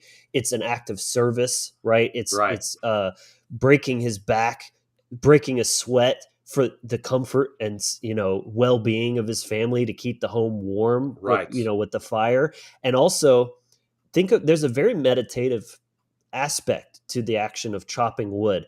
It's just enough to keep your brain occupied, to where you're not just spinning out with all of the thoughts and the feelings and everything, but it's simple enough to clear your mind and kind of get you in that flow state. It's also very repetitive, which is, I think, an aspect of a meditative practice, is something like, it's just, you just do this thing. You just do this thing. Don't, and push everything else out. Well, not to ignore, but just in this moment, you're practicing that. Meditate means to balance, to find the middle, right? You're Yeah. finding that center.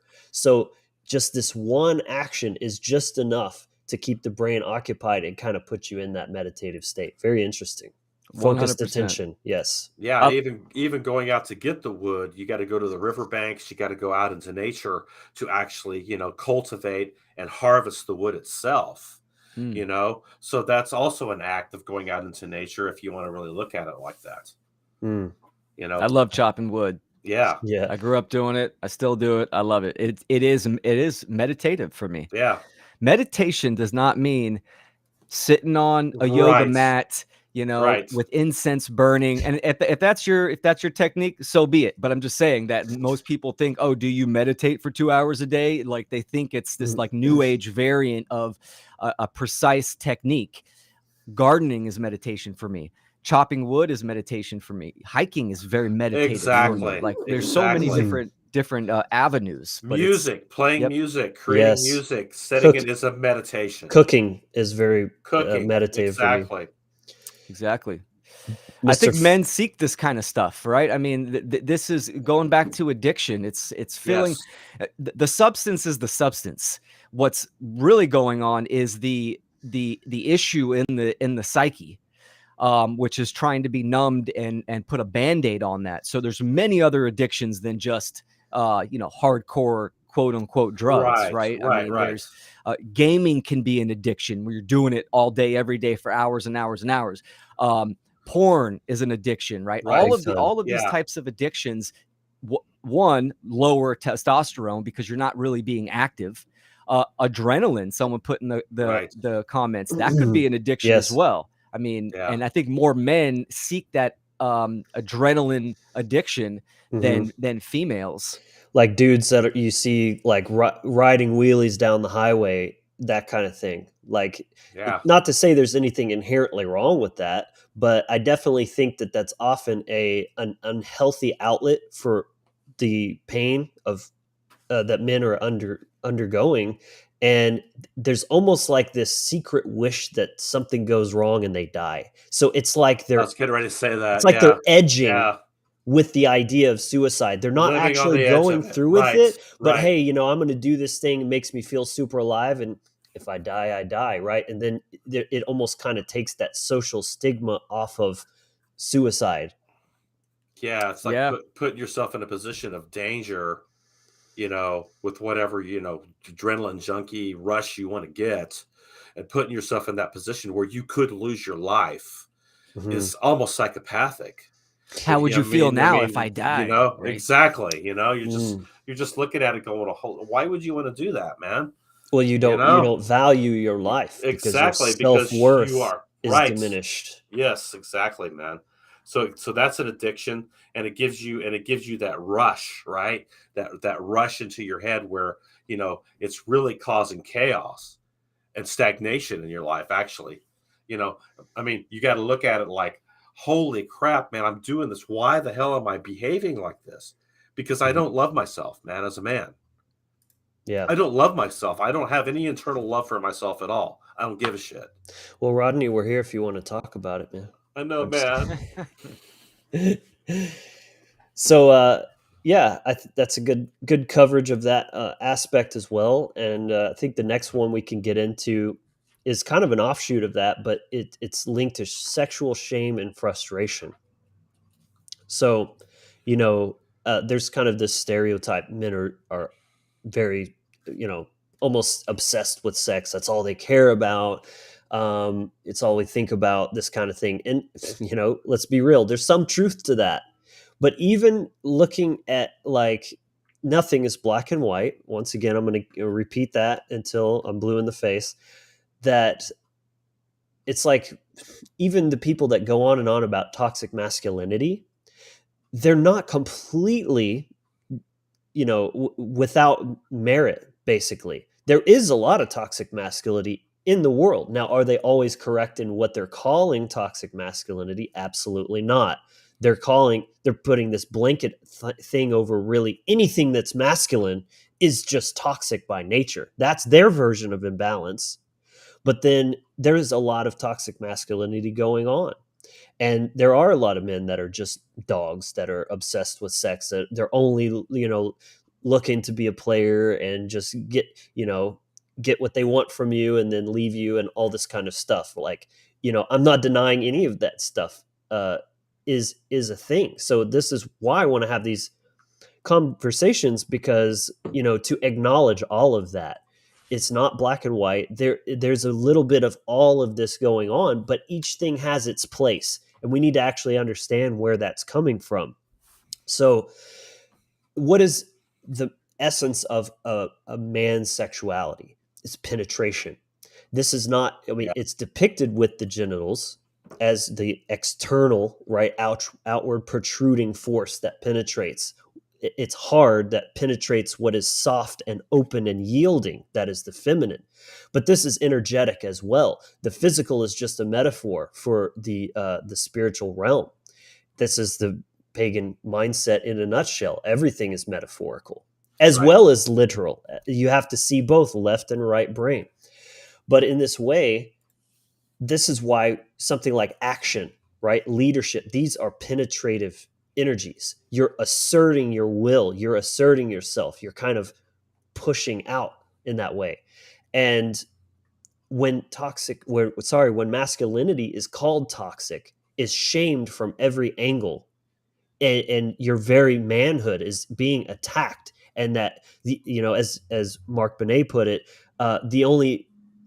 like, you're a good man when you're less of a man, if that, I'm kind of butchering it, but basically the less of a man you are, the better man you are in today's modern woke society. And so of course that's going to create a lot of sexual frustration that is not only about pure sexuality, but just the man's innate need to penetrate his reality with his presence, with his desires, with his actions, all this kind of thing. So it creates such a buildup of frustration, of like, nothing is receiving my gift of masculinity that I'm trying, and like I'm being shamed for it all the time. That creates a very agitated mindset. I think this is a big aspect of why things like all these mass shootings are happening. Because think about it, what is a shooting? But it's a man forcing, it's a form of rape. You're penetrating people with bullets, because it's like, you're going to take my masculine energy. It has to go somewhere. It's just being stifled and suppressed, and it just can't. It's like pinching the hose for so long. It builds that pressure up. It's going to explode. It's got to go somewhere. Same with emotions, right? You can't bottle them up. They have to go somewhere. Energy works a lot like water. This is why water is seen as the emotions. Quite a tangent there, but That's man, great. it's a good topic. Men are under so much pressure, man. I mean, and that's the deal. I mean, understanding the King of Wands, and what that actually represents, context to the phallic, the hardness of the phallic, right? I mean, this is the penetration factor in context to the spiritual aspect that you're talking about, Logan, and how we're supposed to be, as men and as the masculine force in context to creation. And again, it's taking it back to, your masculinity and the force that you actually are wielding with the wand itself. Right. Actions. What actions are you actually taking? Are they in alignment with natural law and principle, or are they inverted to the narcissistic tyrannical aspect? Again, in context to trauma-based responses, taking it back to the very beginning of you being circumcised. Exactly. Yeah. You want men to be all nice and polite and well-behaved and, oh, yes, please, may I, all this kind of stuff. It's a softening of a man. But if a man is soft, he's pushing rope, right? Yeah. That's what you're flaccid. You got no power, dude. Right. Like, you need that to be penetrative, to be effective. Right. Exactly. If you change that quality, it ceases to be what it is. It takes on the form of something else that is no longer masculinity. And that energy just builds up, and it's going to go somewhere, like you said, like a geyser. Yeah. Modern culture cultivates the emasculation of men and the domestication of men, for sure. I'm in my 40s, so like in my teenage years, the men culture wanted it to be the player, the pimp, the big daddy, that kind of stuff like that. The roles are kind of reversing nowadays. Now it's the independent woman with the big dick energy, and the men are more feminine and emasculated. It's just, I mean, both time periods there's unhealthy imbalances going on. So Exactly. The pendulum swings. the pendulum swings. Yep, for sure. Yeah, and then you got culture, like you said, Will, and then you add on the layer of religious, shame and suppression around sexuality. I mean, Yes. could be very controversial, and again, not to overly stereotype, but why is it that so many Muslims are associated with terrorism? Now, like, hear what I'm actually trying to say. Link that to how much sexual shame and repression is Right. associated with Islam. Right. And what did we just say? That energy has to go somewhere. Yeah. It creates like the mind of a rabid dog, and at some point it reaches its boiling point, and then it's going to explode in a way that's very harmful and unhealthy. It's a very tyrannical. Mm. It's a very tyrannical energy against the feminine aspect as well.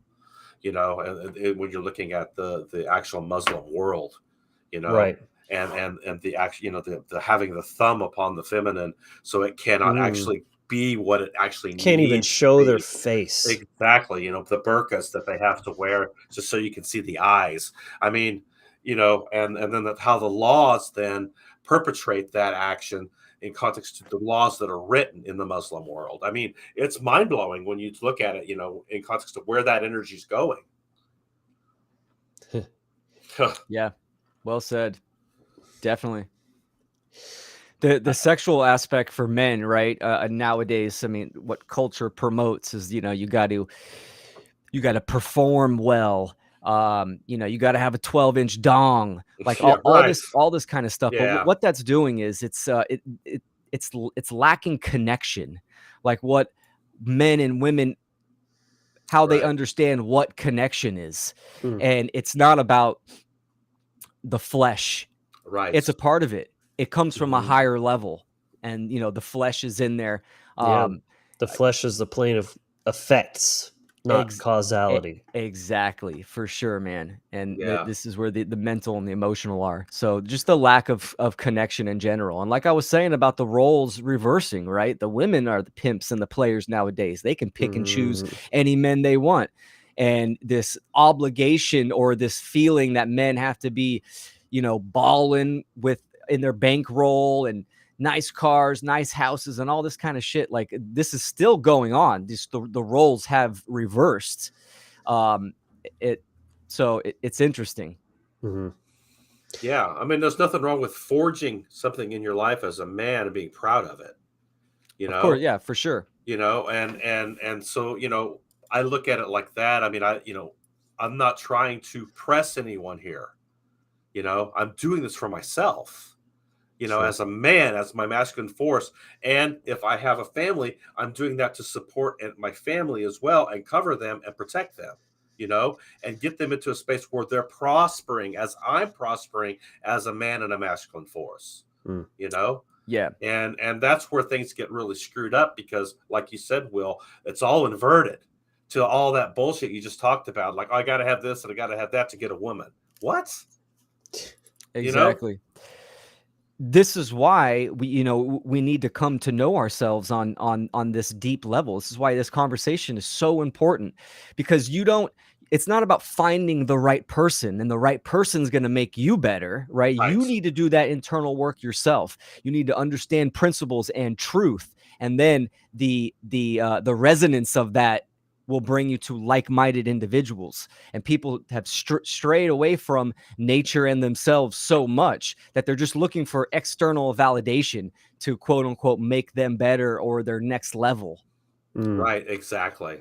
Exactly. And that goes back to lack of self-worth again, and Yeah. self-validation and loving yourself, which is the Taurus gate in context to that. And that is, what is that, ruled by Venus again? So Mm. we're dealing with all the inverted feminine aspect as well there.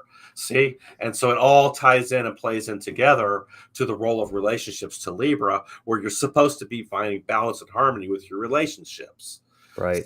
You know?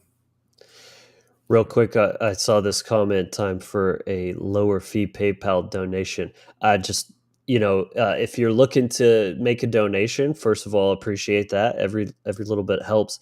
If you want to avoid the fee, all you have to do is when you're clicking through, there's a selection you can make that says sending to a friend rather than paying for a service. If you click sending to a friend, there will be no fee. So I highly encourage you to go ahead and do that if you're feeling so inclined. And thank you very much. Great chat so far, gentlemen. I'm loving this. I really think we're bringing a lot to this here and just diving right into the nitty gritty of it. This is a big deal. So kind of another kind of sort of related thing is this idea of body standards. You know, you hear about this topic a lot with women, which granted, that's very valid. And I would even go as far as to say women deal with this more than men. It's just kind of a bigger deal for women than it is for men. But men still have some of this going on. This idea that you need to look like G.I. Joe. I made a Facebook post once. I said, what if I told you you don't have to look like a vascular hot dog to be masculine? Right. And what is it with police that look like literal penises? That just, I don't know. They shave their head. They got all these veins popping out and then just go around fucking people. I don't know. Side note, but that's some observational humor there for you. But, there's a lot of pressure guys put on themselves about like this gym culture of just like, got to be swole, got to get them gains. I need to be stacked. And that's the only way that I have any self-worth or that I'm going to be able to attract a woman, these kind of things. I think it's healthy for a man to have aspirations to push himself. There's a lot of great lessons for a man in the gym. I'm not downplaying that at all. I lift weights and I love that. It's a great challenge, to conquer myself and to build a strong mindset. But if you're tying that to your self-worth, that's where the problem comes in. It should be more an act of self-love and wanting to be the best version of yourself, acting from a place of care rather than a place of fear of, am I lovable? Am I manly? Am I this or that if I don't do this? And I'm going to let you guys kind of riff on that. I'm going to take a quick break and I'll be right back. So what do y'all think about this idea? Go ahead, Will. Yeah, I mean, like everything in society, it's rooted in the material realm. And that's the focus. That's the focus. It's looking in the mirror and identifying that, but also what you want to be. I know some gym heads that are just nonstop. I would literally say they're addicted to it. Yeah. It's all about getting bigger, getting bigger, getting right. bigger, getting bigger, right? Yeah, I mean, that's just the inflated masculine. And again, I'm all about health. Get the body in shape. Get the physical body in shape. Get it strong. Absolutely. Yeah. But there is a point where there's no internal work being done, and it's all about the external material realm. And I think that's very unhealthy, and that's an imbalance as well. And like someone said in the chat, steroids, right? I mean, that's another one, man. I mean, that's a big one. Exactly. And like you said, it can become an addiction just like anything else. And drawing that from your lack of self-worth as a man in general. So you're making up for it to the physical body, but you're wielding the energy force in your mind. Your state of mind still chaotic and stagnant as a man. You may be trying to lift weights and being in the gym and trying to be this badass and making everybody think that you're badass and hitting all the women and all this, but you're actually only being a stupid ass. That's what you're being as a man. You're being dumb, ignorant, and stupid. And if you don't understand the lack of self-worth that you're in, you're going to continue on these cycles. It doesn't matter whether it's, addicted to weights, drugs, alcohol, porn, whatever it is. If you're continuing on that road as a man, you need to take a look in the mirror and really take a checkup from the neck up in context to your masculine force and how you're actually wielding it to your own individual purpose and what you're actually trying to accomplish, and, definitely, there's a lot there between, between the heart space and the, your first eye and your third eye, in context to what needs to be ignited as a man, taking it to your ground, your root chakra, and your sacral, in context to, your phallus, and connecting all that together to your heart space. Yeah. There has to be a connection with the chakra systems. They have to be Absolutely. bridged. They got to be bridged. Yeah, I had a couple points come up for me that, first of all, could this be sort of an act of reclaiming self-ownership of the body, because taking it back to the circumcision thing, that act is, you don't own yourself, your body is not sacred, and this is a compensation of them trying to control, like, I have control over the state of my body, I'm going to chisel myself into a Greek god because Right. I'm compensating for that feeling of helplessness and lack of control that trauma instills upon a person. The other thing was Good that point. someone, like you said, someone mentioned steroids. It's kind of like the male equivalent of when women get lip injections and all this kind of Right. stuff. I mean, I've even seen these guys from like South America and stuff that get these injections in their bodies and make their stuff swell up, and it's so gross looking. It's just like, Yeah. that is a mental illness. There's something really Oh God, going on yes. there, and it's like, how can you even feel pride in a body you've created through the use of something like that, that's using unnatural means like steroids or injections or something like that? You're clearly compensating well into something deeper. It's not just a sense of, oh, look at me, like, because again, I think there's a lot to be said about why uh, a man being muscular, being fit, is generally an attractive trait. I think that's based in something good, because it's subconsciously. What's the word I'm looking for? Like, it's like subtext, non-verbally. It non-verbally communicates to a woman that this is a man that has self-mastery. He knows how to push himself. He knows how to take control and rise up and like challenge himself, right? That's very attractive. So again, Yeah. the physical is the plane of effects. It's Yeah. indicating the mental state. But when you have things like steroids, you're bypassing that. You don't have to put in as Yeah. much effort. It's not to Right. say these guys don't work hard or anything, but clearly, if it was just about self-health, they wouldn't go anywhere near that stuff, right? It's coming Yeah. from a very unhealthy place. Yeah, especially to what it does to your liver, and Oh, your internal organs. I mean, you're actually just, and your pee-pee. yeah, exactly. Exactly. You want to be Exactly. hella big, but Right, right. still. Yeah, Right. The exactly. bigger you get, the more Yeah, it shrinks yeah. up, Exactly. I mean, it's crazy, man, when you think about it. But taking it back to the healthy aspect, having the confidence as a man, and that confidence and that strength of your physical body, and having that confidence, and base of who you are, knowing who you are. And then I believe that does attract a healthy woman. Mhm. See? Because you are actually wielding the force correctly in context to your own inner confidence, your inner Leo, your inner lion, right? And dealing with that Leo energy in context to how it's really supposed to be wielded, not in a narcissistic way, but in just knowing who you are and understanding that the decisions that you're making are healthy in your life. And that you are, and you hit it on the nail, Logan, self-mastery. You're self-mastering your masculine, divine masculine force. I think skill sets are a masculine quality. Yeah. So I do Capable, construction. competence. Yeah, Right. exactly, exactly. I do construction, interior homes, but I'm also like a handyman and a carpenter. There's nothing that I won't tackle. But I go into these homes and I see these jacked guys. I mean, they're huge, soft ass hands that don't know how to hang a picture, that don't know how to Right. put some trim on the floor, hang a bird feeder. They don't know any of this stuff. And they tell me, they go, "Oh, I'm not handy at all." That's a lack of masculinity, in my opinion. We're made to be externally solving problems, working with our hands and that kind of stuff, and not just the weights with Aveeno lotion and shit. Like, we got to have Yeah. these skill sets, Right. And so, and self-mastery, absolutely. Because it begins with the will, which is a penetrative force that is expressed through action. And if you don't have the skills to pay the bills, you're going to suck at bringing that will, that desire into actual manifestation. So they go hand in hand.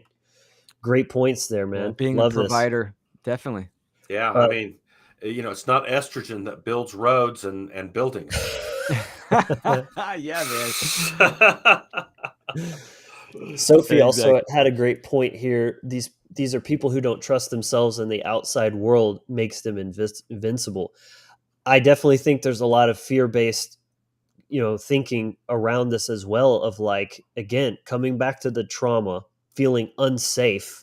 And so they have to make their bodies seem really big and scary, and that'll keep me safe, and the world will leave me alone because they'll respect me finally. And it's just this very wounded little boy kind of mindset of like, make myself bigger and rah. So I'll be scarier than you, so that'll keep me safe. Exactly. Right. It's the wounded child. Great point. Great Yeah. point. Hey, I'm gonna go take a wiki leak real quick. I'll be right back. All right, Julian Assange. And also there's several pointing out it's all about appearances, like this obsession with the physical world as well. And of course, again, this does apply to the women's side as well. This is going on in both genders. There's this obsession with gym culture and looking pristine so you can get the perfect Instagram shot, all this kind of stuff. It's all very much coming from an unhealthy place. Again, it's not that there's anything inherently wrong with these things, but what's driving these behaviors is really the $1 million question with this stuff. Yeah, again, it does go back to, what's been psychologically built in as a man in your subconscious mind in your child state. I was watching, I don't know if you've seen the Warrior Week podcasts or not, but I was watching one, and one of the things the guy said, I love this guy, man. He said, look, there's a king inside of you. You just lost him at the age of 7. He's still there. That king is still there. He's on an island. You got to go find him because he is in tune with nature. He is in tune with the community. He is the king of his life, and you have been a slave, and the slave needs to understand that there's a king inside of that slave that you need to find. Love And that allegory. yeah, and it's very true because a lot of the constructs and the reasons why these behaviors are happening go back to the trauma aspects that are built from Right. in context to that 1 to 7 age time frame, when our unconscious subconscious is being stacked up, Right. in context of the programming.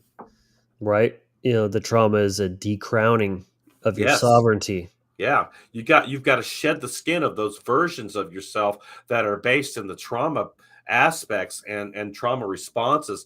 First of all, you got to recognize them. Why am I doing what the hell I'm doing? So true. And if you can't even recognize them by looking in the mirror, how are you ever going to burn through them and dissolve and burn through the veils of these illusion that you're in the programs and actually find as a man who the hell you are? Boom. So moving on here to the next topic, and this is a big one, I think, is this concept of fatherlessness and lack of male role models. Because I would say an aspect of masculinity is also being a teacher. It's not to say that women can't teach or shouldn't be teachers or anything like that. It's energetics. Teaching is a masculine property, just like learning is, or being a student is feminine. Teaching is projecting, it's penetrative. Student, you're open to receive. It's all about energetics. So, men need a strong male role model to show them like how to be a man through the actual act of teaching itself, being masculine, and then teaching all the aspects of masculinity. And there is a tragic level of absence of a father being involved in children's lives, of the single mother situation. And this is a huge aspect of where are all the good men, right? This classic question. It's where are all the fathers should be the next question after that, because that's what's going to cultivate and grow that young person into a man that can, take charge, take personal responsibility for his actions, protect and provide for his family. Well, if your father, is non-existent, he taught you without him even being there how to be a loser, how to run away from responsibility, how That's to right. not protect and provide. That's exactly what he taught you, and that's his legacy. And if you don't break that cycle, you're going to do the same thing. It's karmic in nature, man. It's ignorance. My father committed Yeah. suicide when I was 3 years old. So just to Yeah. give y'all and the viewers out there some context from when I'm talking about suicide, and I'm talking about, Yeah. Right. being an only child as well. So I didn't even have any brothers to beat me up or anything Right. like that. Yeah. It was me and my mom. So I Yeah. was at a pretty big disadvantage of learning and figuring out what is masculinity. It's still very much a process for me. Even as a 36-year-old man, I'm still reclaiming my manhood one day at a time, one choice and one interaction at a time. It's a process. Yeah. Definitely. An ongoing process too. I mean, Yeah. grown men can have mentors and have these male role models that I think all through life. And this is something in cultures where you get to a certain age, you're 18 now, or you're 25, and then bam, you're done. That's the end of the road, when growing and learning is lifelong, right? Yeah. Even old men can have mentors of younger men. I mean, this is something that's really important. The social engineers know if you split that divide in the gender, now you got 50-50, right? Yeah. Exactly. And one of the most important that I talk a lot about in my work is putting that wedge in the family dynamic. During the whole scamdemic, I went through a lot of emotions to see the lack of men and Wow. fathers Mind out blowing. there that just submitted and were emasculated, Yeah. right? I mean, that was a perfect time for men to step up and actively say no and protect their family and protect their children. This is why I get so passionate about it. And I had to do a lot of inner work during that time, seeing fathers slamming masks on their children or putting masks on their children and shit like that. I mean, it was brutal. It was definitely hard. But so the family dynamic is important. And what's the norm nowadays? The norm nowadays is split households. You know, mother and father aren't even together. Right. This is the norm. I'm in a co-parenting situation myself. Here's a problem that a lot of men have to deal with is the state in the child services and the child support, something that I have firsthand experience and a Yeah. lot of men go through. The state, the court system is against you because you are a man. You are Right. the father. They That's look at their the role. exactly. Yeah. Exactly. I was just about to say that. That's their role. So automatically, you know, the mother gets it's subsidized and gets certain there's a bias there. It's a pretty brutal system, but that's something that I personally have struggled in, Mm. and a lot of men have struggled in as well. The stigmatism, the label that the state puts you on, without even knowing who you are or knowing the family. I mean, the state shouldn't be involved at all, but this is what they how they subsidize the mother. You know, come to us, we'll protect you, we'll provide for you, we'll give you money, all this kind of stuff. We'll put food on your table, we'll give you housing.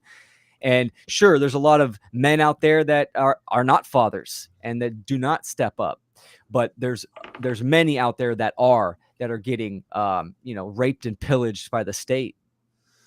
That's an excellent point and very well Yeah. said. I think the If there's key. if there's Sorry. one thing the Oh, state doesn't like is competition, and they will be the proxy for the masculine presence in society and in the household. They're the ones that will be, taking on that paternal fatherly role, not you. You get out of the way and you be a good slave. That's the ultimate emasculation to a man too, is the existence of the state, Religion's Yeah. another aspect, but I think the state takes the cake on this one for sure, because Yeah. it exercises the ultimate authority over him, and through coercion, that he has to submit and subjugate himself to be a good citizen. Right. Will, Yeah. what were you going to say? True that. Just to my end point on what I was talking about, then that was great, Logan, was it all depends on the response and reaction of the father during this arduous and tough time. A lot of parents, right? They especially fathers, now they're in a reactive state where they're spiteful and they want to get back at mom, and that affects the children, right? Yeah. There's not one time you're not being a role model for your children. You always are, including how you interact with external forces like the state. And I'm not saying back down by all means. I'm saying fight, but do it from a place of logic and reason, not emotional outbursts and spitefulness. Because that's what they're doing. They're sparking. As soon as the state gets involved, they're pitting mother and father in a war against each other. And Right. guess who suffers those consequences? The child. And the Yeah. child's all eyes on you, right? They're always looking at mom and dad and seeing how they're operating. So understanding truth and moral principles is extremely important. I took my daughter out into stores and had her experience me interacting with immoral people. Mm, Now, that's it great. can go multiple ways. Fuck you! I'm not wearing a mask. God damn it! You can while out and all that kind of stuff. Sure, That's there were not some masculine heated either, times. necessarily. No, you're absolutely Keeping your right. composure, emotional mastery, right? Not getting all just like ungrounded, right? Exactly. Communicating, being grounded, keeping your composure, like you said, was really important, and understanding boundaries, and sometimes not backing down. But it was a really important lesson. We could tell our children a whole bunch of things, but to show them is where the power is. To be Boom. that example, that is where the empowering, because now they're experiencing it, they're understanding it for themselves. Mm. It's again the pagan approach. It's one thing to tell, and especially when we explain things, we tend to just do it very like literally, linearly, like, oh, this is just it. This is how it is. But when you show them, you're embodying a story now. You're a character on the stage. They're seeing the two characters have this little scene play out, and then they get to see all the different outcomes. That's the natural law process, Totally. problem, reaction, solution. Exactly. Good Yeah. stuff, guys. Yeah, it's nothing like being the witness to your children in context to your actions and the force of your actions having an impact on the reality field. I mean, that's the magic, and that's when they see that they're going, "Oh, I want to do that." I mean, it's powerful. It's a powerful, it's a powerful teaching tool to actually step out and do it and be the witness. That you do to the connection to your hardcore intelligence. Yeah, and that's another extension of the masculine, is not just paying lip service to something, putting it into action. Exactly. You're a man of your word. You actually do what you say. There's Yes. alignment of your thoughts, your words, and Right. your actions. Right. And they're congruent and they're in alignment, and you're not compromising those qualities or those, the actual cosmic principles and natural law that you have cultivated in your life as a man. Yeah. And by not compromising and by staying on it and staying in alignment, your children see that. Right. See? It's the authoritarian that says, do as I say, not as I Yes. do. Yes. The embodied human is Yes. going to actually put that into practice and show them, like, no, I'm about this. Yeah, and the politicians do that shit every day, man. They're the Yeah. the epitome of that. of it. Exactly. That's totally why role models are so important. Single mothers out there, single fathers out there. A role model could be grandma, grandpa, Mhm. uncle, aunt, friend. I Mhm. mean, you could seek apprenticeships and for role models as well. But the key thing is understanding the psyche of the anima and animus. Anima being Right. son, and the relationship to mother or the mother figure, which is going to set the view the standard of the view and how they relate to women in their life, and then the animus, which is daughter to the father figure, which is going to set the template of interaction with males in their life. So you got to have both, right? Yeah. I mean, in this day and age, it is tough. It is Yeah. tough, but You know, it's vital. Role I mean, models is vital. that's one of the things I told my son. I said, if you're going to have a girlfriend, here's the questions I want you to ask her. I mean, we got plenty of daddy issues out there. You know what I'm saying? So these are the questions I want you to ask, because you need to know these questions, you know, before you get to know someone. I mean, when you're stepping into the arena of a relationship, you better damn well know these questions and where that lady's coming from in context to her family unit, Yeah. because there could have been a lot of bullshit that happened, as a child, and you need to know, be honest with it, so there's a lot of different things, approaches that you can take, but coming down to the whole nitty gritty of it is that, how do you feel as a man? Who are you know are you really wielding your masculine force correctly? And that takes time. It takes dedication, tenacity, and staying on it with your mind and your state of mind, taking it back to the law of mentalism. Definitely. Yeah, we can look at all the natural law principles in there too, right? What we were just talking about, even gender with role models, right? Like I think you said, Logan, right? Only a man can show a son, how to become a man. Same thing with a woman, right? A Yes. woman, only a woman can show a daughter, a girl, to become a woman. But that does not negate the anima and animus, right? It's this harmony is what it is. This harmony in the relationships. It's vital, and it's fractured nowadays on all Yeah, totally, aspects. man. Totally fractured. It's interesting what you said there. Just comment on that real quick. I would actually say it's still on the father to teach even the daughter about being a lady. Hmm. The mother can still be an example, and especially when she's observing them interacting, relating, that's important. But as soon as the mother steps into a teacher role, it's almost a contradiction because she's using a masculine modality of teaching to teach how to be feminine. So it's much more effective the other way. I see the father as the teacher role for the whole family. Teach Oh, boys to for be sure. men, teach girls to be women, and then they're both role models when it comes to actually practicing and seeing what healthy man to woman interactions looks like, relating looks like. Oh, absolutely, Yeah. 100%. And the child is learning all of that, right? The child stays in that student dynamic all the way up until, they're kind of coming into age. So they're seeing the dynamic between mother and father for sure. Yeah. Yeah. Yeah. Good Good points. points. I was just having a chat with my aunt yesterday. Really great conversation, catching up and all this. And there was a point she was telling me about some of her struggles with her oldest son, who's, he's, I believe, 24 now, still lives at home. And she came to tears telling me about how she could see that sometimes he would be disrespectful to her, either in the way he speak to her or hand gestures and things like that, and that she could actually see where he had been modeled this by how his father, her husband, had treated her sometimes when they were arguing.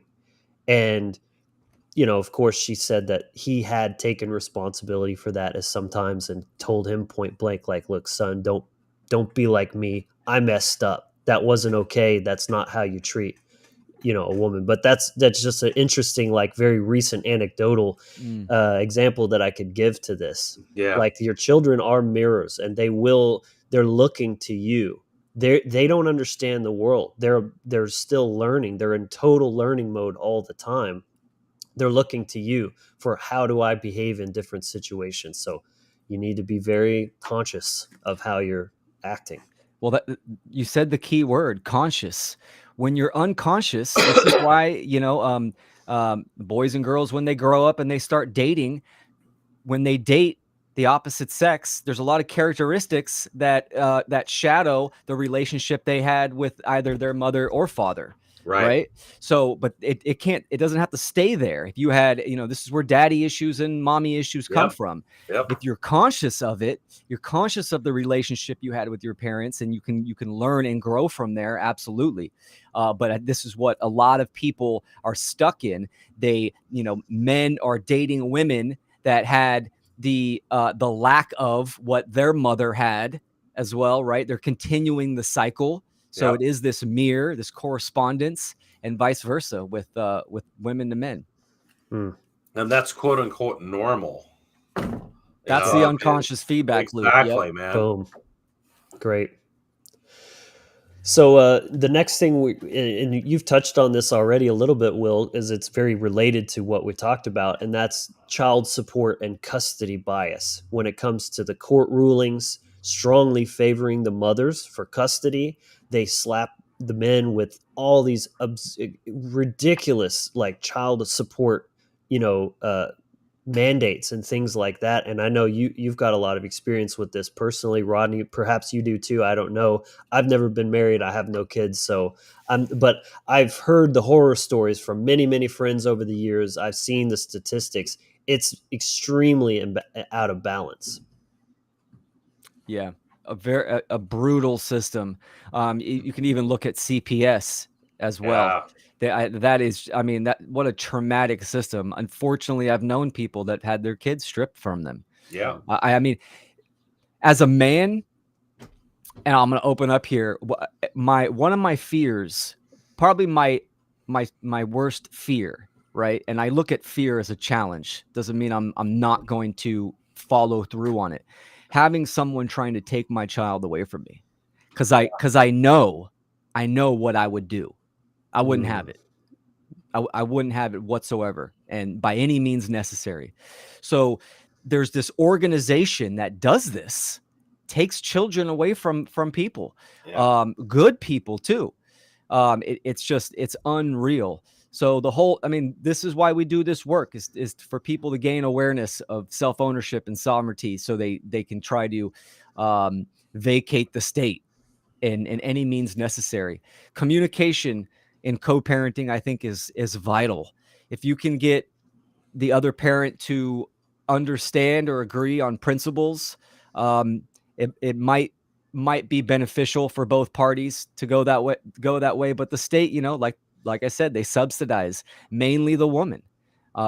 Free housing or discounted housing, food, cash aid, all this stuff. I mean, you really got to have respect and self-love for yourself to go, no, fuck you. I don't need that shit. I'm going to take care of myself, and I'm going to parent.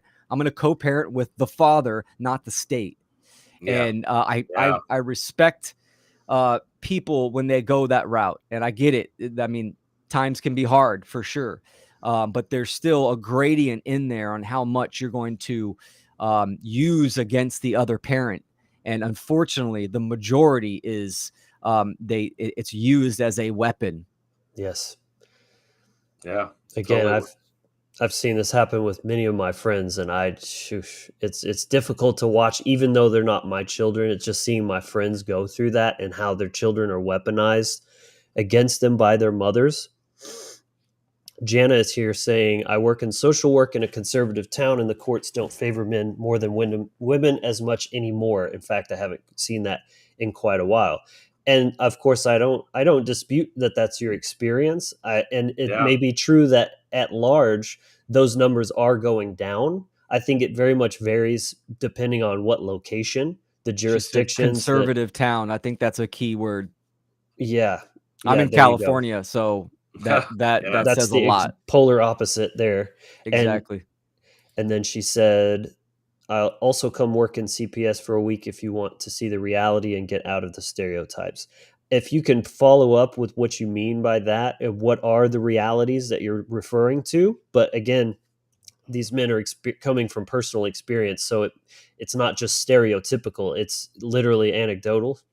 But again, it's definitely not black and white, and I'm not here to talk about this in a absolute position. It just varies. There's a lot of different aspects to this, but it is a topic worth mentioning, and it is something that is at play at some degree at large. It's at least worth bringing up, as this is something that many men do and have gone through, and that's the purpose of this episode, is to just look at some of the experiences that men have to endure, de facto in real life. And even, Jana works in this field. I mean, she's got to understand that women or men can call on the other parent. They can call CPS and report some Right. erroneous thing, and CPS for sure will probably check that out. So this is what the type of things that I'm talking about CPS can be used for. My good friends that had their children taken away from their moral into natural law, beautiful people. The neighbors did not like how they lived, called CPS. They followed up, and the state took care of it from there. So that is going on, and it is used as a weapon for. It's weaponizing. Yeah. Mm-hmm. Yes, exactly. Yeah. And sure, and not a blanket statement. Sure, there's some children that are in horrible situations where CPS comes in and gets involved. And yeah, that might be the case as well. But we're talking about using it as a weapon is kind of the key point. Mm-hmm. It really is a breakdown of the family units. I mean, taking it all the way to the children, the father, the mother, the grandparents, their grandparents. It's an attack upon the family unit that's actually going on this planet, trying to break apart, the bond between the masculine and feminine that's supposed to be there, and as long as we allow this as men, because it's our responsibility, as long as we allow this to continue on, it's going to continue on. It's going to get worse. I mean, it's at a crisis point at this right now. Think about what it's going to be in 5 to 10 years from now if we don't actually step up as men and own the responsibility of our families. That's another thing. Not men just not taking care of their families, even if they have a divorce, not actually taking care of their kids, walking away from the responsibility because they're so blinded by their own trauma-based responses in their own life. They just give it the middle finger and say, "Fuck it, I don't want to deal with it." Yeah, exactly. That's another, aspect to this as well, that pressure, And certainly, as Green Mountain Girl pointed out, court favors whomever can pay a lawyer more in general. I'm sure that has some effect on it as well. But we're kind of just talking about the general tendency of bias here. There's going to be different variables that lean things one way or another. Jana says, that's why I mentioned conservative town generally favors moms. I don't know. What do you guys think? I would think that liberal areas tend to favor that because that's the proxy for the father. The left is the feminine area, right, as manifestation of right brain imbalance. Yeah. So they're going to favor the feminine more, in my estimation, psychologically speaking. She then said, we get bogus custody calls all the time. Dads every bit as much as moms. I've never seen a removal on bogus stuff. That's why we investigate. Now, you're speaking from experience, and I'm not gonna to say anything that I'm not going to invalidate your experience. I believe that what you're saying is true about your experience, but I also would submit that perhaps because you're involved, you have firsthand experience that may be making you a bit biased to the bigger picture at large. Because, I mean, you could just go on something like TikTok and see just endless videos of CPS harassing people over the most ridiculous things. I mean, there's no shortage of real evidence to look at this. So Correct. Perhaps you might want to look outside your own experience to form a more holistic opinion. Yeah, I that may be true from where you're at, and that's great. I hope that at least some places there's actually some merit to what that service is providing, but at large, the government does not care about children. It's not there to protect. It's a monster of tyranny and pain. I'll go a step further. CPS shouldn't exist. Same as any government institution shouldn't exist. It's an immoral system. So there's lots of content on there showing the immoral and the violations of CPS, just as there's a lot of videos out there of the immoral and the violations of highway patrol, right? Right. Yeah. So I Right. mean, the state government in its concept is immoral, artificial, and should not exist. And guess what? You're in the natural world. Bad shit happens. It always is going to happen. This is the playground, right? This is the school that we live in this reality field. So, Exactly. but that does not mean that there should be a control system that violates people on a daily basis. Yeah. Yeah. That's why we're doing the podcast, man. Yep. We're here to teach. We're here to show, hey, man, this is, you've got to own your own morality, and we're dealing with them as a man. Yeah. And when you can do that and you can step up to the plate and be that man and own it, it's going to solve a lot of problems. A lot of problems. You're not going to need CPS. You're not going to need all this bullshit, because True. you have actually stepped up and taken ownership of your own self as a man, and then bringing things into a right alignment, and that's why we're doing what we're doing. Yeah. That's why we're teaching. And Jenna, I appreciate your comments and your perspective. I don't want you to feel like I'm picking on you or anything. And it's good that you do agree in general about the government. And I agree also that many don't really think about the atrocities that happen to children. I mean, it's the same reason I showed that clip of circumcision in the beginning, because it's so easy to ignore, out of sight, out of mind, pretend it's not there. And when it comes to child abuse, like this applies to natural law and morality just like anything else. So anything the state does that is in alignment with natural law and morality is technically not wrong, but it doesn't make it special just because the state is doing it either. They don't have any more rights or special abilities than any other person. So when it comes to protecting the children who are innocent, they can't even protect themselves. I think there's a legitimate place for some role of service to look at these things, but having that power highly centralized is a very dangerous aspect, because then who watches the watchman, right? That's the ultimate question. Well, that's If just this was it. more community based, right?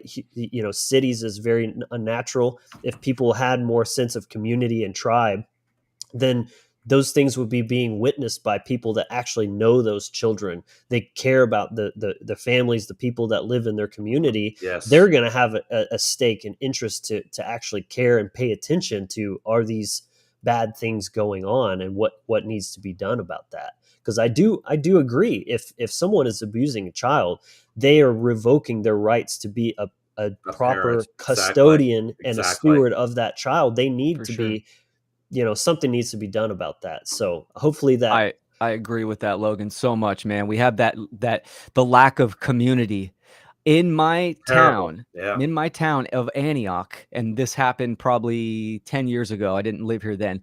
There was 2 kids that were raised from 2 years old all the way up to 19 in the dungeon of a house, and none of the neighbors knew. Right? How is that possible? How is Holy that shit. possible? It's because there's that lack of community. Neighbors don't talk to each other anymore. Exactly. Right? The people just threw McDonald's down there every day. Yeah. Until the oldest daughter, she was 19, and I think her brother was 16 or 17. She finally, in this darkness, grew the courage and escaped, and took her brother and escaped on their own. So the point being is that the lack of community and not knowing our neighbors and knowing the people in town, you wouldn't need these type of institutions for that, because people know each other. If something's good, they know, Mike and Joanne down there are abusing their kids. The other neighbors, the other members of the community, go and get those kids. Yeah. Right. And it We've doesn't lost even it, have man. to be this binary, like, oh, these kids are mistreated, we need to just rip them away from their family. If you're operating from a community basis that is based in care and actually looking out for everyone's best interest, and not just some kind of authoritarian power trip, it starts with the conversation. Like, hey, I just couldn't help but notice your daughter is always wearing the same clothes and she's really dirty and this and that. Like, that's a problem. I'm concerned about this. You're coming Yeah. from concern for them and the child. It's not just like, let's get the pitchforks and, rah, rah, rah, and go take the kids away. That's what community is about. People, Yeah. Communication, Yeah. communication. unity. How can I Yeah, help great you? point. How can I help you get better with this? Right. Is there What can some we way I can do? teach you to Right. help you to bring your situation into a better Yeah. space? Do you need clothes? I've got extra Exactly. clothes in the Yeah. closet we can donate to you Right. to give you more, more resources, that kind of thing. Exactly. Man, great Correct. stuff, man. That's what. And CPS, just real quick, Jana, and I totally appreciate your comments too. She said CPS by law has to place kids with family members. That not here in California. That's not the case. The friends that I know, they took their 4 kids away from them, and they didn't give them to any family members. The family members that wanted the kids, they gave them to 2 cops. What? Jesus. Yeah, exactly. That's rough. Totally. Wow. Yeah, we really have lost our sense. So I think pride. it depends, like Jana, like you were saying, I agree with that. She's in a conservative town. Definitely depends on location and stuff like that. The gradient, the level of it, for sure. Yeah. Excellent conversation, gentlemen. Yeah, great comments in the chat too. Yeah. I love Fire. this. This is a real conversation. This is exactly what I want this show to be about. Every single week, we're here to bring these topics up and just have a conversation. It's just as much about all you guys out there in the audience, in the chat, as it is about us. We're not anything special. We're just trying to bring light on these important topics that in hopes that it'll bring some value and awareness to someone else. So again, if you're enjoying this, hit the like button real quick. That takes 0.2 seconds. It's the easiest and best way you can support this channel, help us grow. Of course, subscribe, click the notification bell, and share this with a friend, right? Man or woman. Maybe somebody needs to consider some of this information. I definitely have conviction that part 2 and 3 are going to be just as powerful. We're going to keep going here for a little bit longer if you guys are good with that. Cool. I got a few more minutes. Okay. I have a few more points that I think need to be involved here, and regarding the Q&A segment, we're gonna skip that on this one, but I think maybe we could either put it on the end of part 3 if there's time there, or we could even do a 4th part that's just the call-in show, and just depends if there's enough demand for it. So let me know in the comments, what would you prefer, a little bit towards the end of part 3 or its own show? I just don't want to do it and then there not be anyone taking me up on it, without any preparation on a different topic, that sort of thing. But yeah, just curious about that. So the next thing I think would be good to touch on here is, the advent of dangerous jobs, dangerous workplace conditions, that typically are male dominated, so to speak. I mean, it's not that they're dominating anything. That's the thing, is that women don't want these jobs, and for good reason. Men are just better equipped. They're physically stronger. They're tougher. They're willing to take risks. It's not that women aren't willing to take risks, but these are, again, we're talking about energetics. We're talking about tendencies and archetypes. Again, the warrior archetype is masculine. So we're not just talking about roofers and truck drivers, but especially military, and aside from being, the perspective that military are order followers and all this, but let's just take something like the draft, for example. Maybe that's not active right now. It very well could be again sometime in the future. It happens in other countries as well. So this isn't just an American show. We're talking about global issues, right? We're talking about the prison planet of Earth and all of the problems being looked at holistically. So, a lot to get into there. But yeah, what do you guys think? Go ahead, Will. What's the question? Repeat the question again. Well, we're talking about dangerous energy jobs. Oh, yes, got it. Yeah, I mean, there's so many. Oil, fishing might be one. Plumber. Plumber, carpentry can be dangerous as well. I mean, there's Yeah. a lot of heavy machinery and stuff like that for Construction. sure. Construction, absolutely. And my old neighbor he was the guy that changed the lights on the top of the tall light towers that planes see when they fly by, you know, on Yeah. mountain ranges and stuff like that. Scary. Electricians for sure. Yeah. That's another one. Yeah. What'd you say? Military? Yeah. Yeah, just men going to war, basically. Yeah. Of course, that's changed a lot over the past, several decades. There's a lot more women in the military, but it's still largely, biased towards men. At Right. least, definitely more than 50%. And and there's still more expectations on men. I mean, you want to talk about sexism, the physical standards, the fitness standards are different for men and women in the military. I was in the Air Force. A lot of people don't know that, but they literally have different fitness standards for how many push-ups, how you have to do, how fast you have to run a certain distance, and things like that for men and women, because they know there are physical differences. Yeah, definitely. Absolutely, man. Yeah, I look at these old pictures of the men on top of the beams, on top of the skyscrapers that they're building, and they're having lunch, and they're Mhm. sitting on top of the beam, on top of the skyscrapers with their lunch, and they're just lined up with this, these are all dangerous, dangerous jobs. I mean, painting water towers. There's so many different jobs that are done by the masculine force that are dangerous, and we put ourselves in these positions. But again, this is the testosterone aspect, bridges, buildings, roads, construction, that all doesn't get done by estrogen. It's the testosterone factor, that we're dealing with. And this is the war upon the masculine to the testosterone factor in context to what they're doing, you know?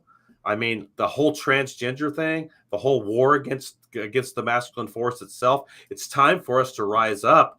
I take testosterone supplements. I mean, it's not like testosterone, but it helps to free up the free testosterone within my body, you know, because as a man, I have to have testosterone. I'm older than you guys. I'm in my 50s, Mm. so, that's when that starts to decline somewhat, so I have my mind upon testosterone supplements that help my body, exercising and keep that free testosterone in my body, you know, and I think that's part of it too, in context to actual work and work ethics and doing these type of jobs as well.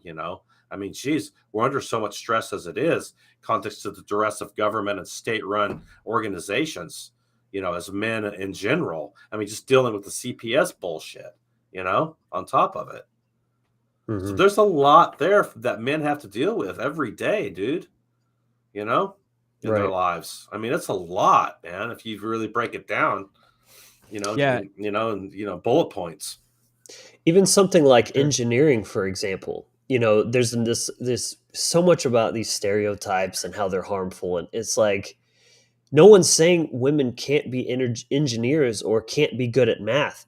It's just simply acknowledging the fact that men are better at it. Like statistically, there's things that women are better at, and that's okay. It doesn't have to be. I love that there's differences, that we each have our strengths and weaknesses that we can come together and utilize to maximize and become the greater than the sum of our parts. So, something like engineers, uh, men are just better equipped mentally. They have better left brain faculties Yeah. of design and Yeah. and mathematics and things like that. So of course, Yeah. when you look out in society, of course you're going to see a man's world, because it is men that are kind of building things. But that's okay. Like the women are homemakers, Right. right? Right. Men can be society makers and the Yes. women be homemakers, and that's fucking beautiful to me. Capricorn I and don't see Cancer, a man. problem. I Yep. don't see a Capricorn and problem Cancer. with that. Nope. That's how I look at it. It's complementary, right? It's yin It and is. yang. A man will lay the foundation and build a wall. So a woman will make it a home. Yep. So it's, yeah. I mean, there's in my line of work of construction, I go in these new developments where they're just popping up these cookie cutter homes, hundreds of homes all the time. And I can't even recall seeing a woman Yeah. in building the house on, on the premises. I mean, Right. maybe once in a while, every blue moon, you might see one, but this is a good thing. It's that active principle, and it's not one or the other. It's both in harmony, in symbiosis, the dance Exactly. that men and women do. This is nature. This is creation. That's what it's about. It's about understanding and coming to know this on a personal level and harmonizing with it. This is how we're going to create a healthy society. Right. And that it does take it back to the Capricorn Cancer aspect in context to Cancer being the home and what you actually put in the home, and Capricorn being the structure that's built, you Mm. know. And so that's, it is in alignment with the cosmos, in context to that. And that's how it's supposed to wield, you know. Men handle stress better, I think, in context to, logic and reason. Yes. For sure. Like air traffic controller. That's another one. That's a high stress job.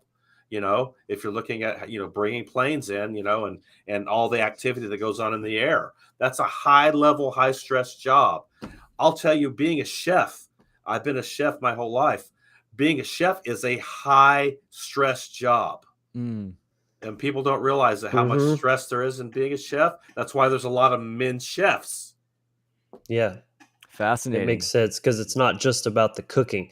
If you're Right. cooking at home, it's a much different environment. You get to take your time, put your drops of love and your feminine care into every aspect Right. of that because you don't have Gordon Ramsay yelling at you and fucking shit catching on fire or whatever. Right. 10 orders coming in. Yeah. You got to I use mean- that time management and logic and reason to kind of Oh man, work that out. I've had Yeah. times when I've had the line going, and there's, we're trying to feed 200 people in the dining room, and 7 banquets going on that have Damn. to be out that day. Mhm. And so you're dealing with a high level of organization, stress, logic, reason, being able to compartmentalize things, and time management. So you've got a lot going on, and that's why there's a lot of men chefs. That's the reason. Yeah. I like to reduce things down. This is kind of how my intellect works with problem solving. Just imagine you have a farmstead, you're detached from society and you have a farmstead, just you and your wife and the kids, right? Who's going to lug the wood Right. 5 miles Right. from one area back to the farmstead? Is your wife going to do it, or are you going to do it? Exactly. I mean, so there's these physical activities that a man can handle better than a woman, and there's things that a woman can do way better than a man. And it's Absolutely. not. And in society, they promote the finger pointing. Oh, well, we can do that. We should do this. You should do that. When in reality, it's just it's the harmony. It's recognizing. And it's funny that in culture nowadays, just look at sports with the whole the inverted gender and gender fluidity and stuff. It's like you have men competing in the Olympics as women, and they're like breaking world records Wow, by man. fucking 10 times. It's just like it's so Ridiculous, disrespectful. man. It is Yeah. disrespectful. We're Yeah. going to get into that in the women's segment of It this totally whole is. movement, and it's an insult to true womanhood for sure. This, like you were saying, Will, it's about the homogenization of society. Everyone's trying to act like men can be women if they want. They can do womanly things if they want. And that's true to a degree. Men can do feminine things. Women can do masculine things. And that's the point I wanted to drive here, is not that they can't. This is how natural law works. Natural law is not preventative. It's that there's tendencies, there's a nature to things, to beings, and there's consequences for different things. So for a woman to do masculine things, she has to embody her masculine energy. That goes against her instincts. It's where she doesn't feel as safe. So again, it's not that a woman can't do math or that she can't be amazing and outperform lots of men at math. It's that she's running masculine energy. She's running the left side of her brain, Mm-hmm. and that's not an optimal energetic for a woman. It's typically goes against their nature. So again, sure, and of course in society now they're pushing women to be more masculine. Of course there's going to be way more women rushing into these more masculine things, right? But that doesn't mean that's truly what the feminine desires at the most basic, like primordial level. And that's kind of what I'm trying to get at here with it. My father was a lineman. He was a foreman and a lineman, and so he built electrical lines in the county, growing up, and set poles in and strung wire and all this. There weren't any women on the crew, man. There just weren't, because that's hard work, climbing poles, stringing wire, setting poles in. That is very physical hard work. But on the flip side, the women were inside doing the clerical work, and taking care of that end of it. And so growing up, to me, my dad was being a lineman. I saw him as a man, like, wow, man, this guy can climb poles and do all this crazy stuff. We putting in sprinkler systems and sidewalks, and we did all, went and got wood and cut wood. I did all this stuff with my dad, you know and so it taught me a work ethic as I will say that with my dad, even though he's quite a narcissist. He taught me a work ethic that I still have to this day, to get it done, to pound it out, to be that masculine force to make it happen. Values. I love it, man. The values there, exactly, in context to work ethic, exactly, man. Yeah. Hmm. It's there it is. That comment. I love it. I'd love to see a biological male give birth naturally. Yeah, exactly. Right. But it's funny in the inversion of society. I mean, the inversion of nature in society, right? That the social engineers, you can't really invert nature. All you can do is, it's influencing people to invert their nature. And then there's consequences with that. But, when you look at birth rates, how they've plummeted. Yeah. Men or women or men, I guess. No, I'm just kidding. Having trouble getting pregnant. It's when you're in opposition to nature, right? There's going to be consequences, and that's my point, really. Even when women, with the increase of testosterone, for them and all the other chemicals and adjuvants and all this shit going around that they're putting in their body, they're polluting the substrate of creation. They're having trouble getting pregnant. Same thing with men. The seed isn't not potent. being out with the potency, Their right? seed isn't potent because all the shit that they're putting within themselves. And you look at ED, erectile dysfunction, is a huge problem nowadays. Don't worry, they got 10 pills for those. You could take that and you'll be rocked up in no time. Create the problem and sell you a solution, but it's not a solution at all. It's just something that causes 10 more problems that we have 10 more solutions we'll sell you. Exactly. And on it goes. How pharmaceuticals work, man. Give me one, take two more. Yep. Yeah, and sure. It's interesting, you guys, how you took this comment. I would like to know what her intention was with how, because there's kind of two ways you could take this. She's pointing at the word naturally was there, so that's nice. But does that mean she's talking about this kind of trans, like men can have babies kind of thing, or like naturally, like without any, assistance or chemical, pain numbing, this sort of thing? I'm curious what her intentions, but to couple that with another comment up here, where was that? Which sex is stronger in general? That's obvious. Women create life, men protect it in general. Yes, to a degree, but I personally think women create life as a bit of a kind of a short-sighted perspective, because it's only one half. It takes a man and a woman to create life. Right. Yes. Women do birth the child. They actually are the portal. They are. That there's a stargate that brings, a life into the physical world. And by all means, that is fucking magical. I love that. It's amazing. It's something men cannot do. Again, I want this purpose to this series. So regardless how you meant it, or I don't want to make assumptions of which way, it did seem a little bit like, I'd love to see a man give, that kind of thing. Maybe that's not how you meant it.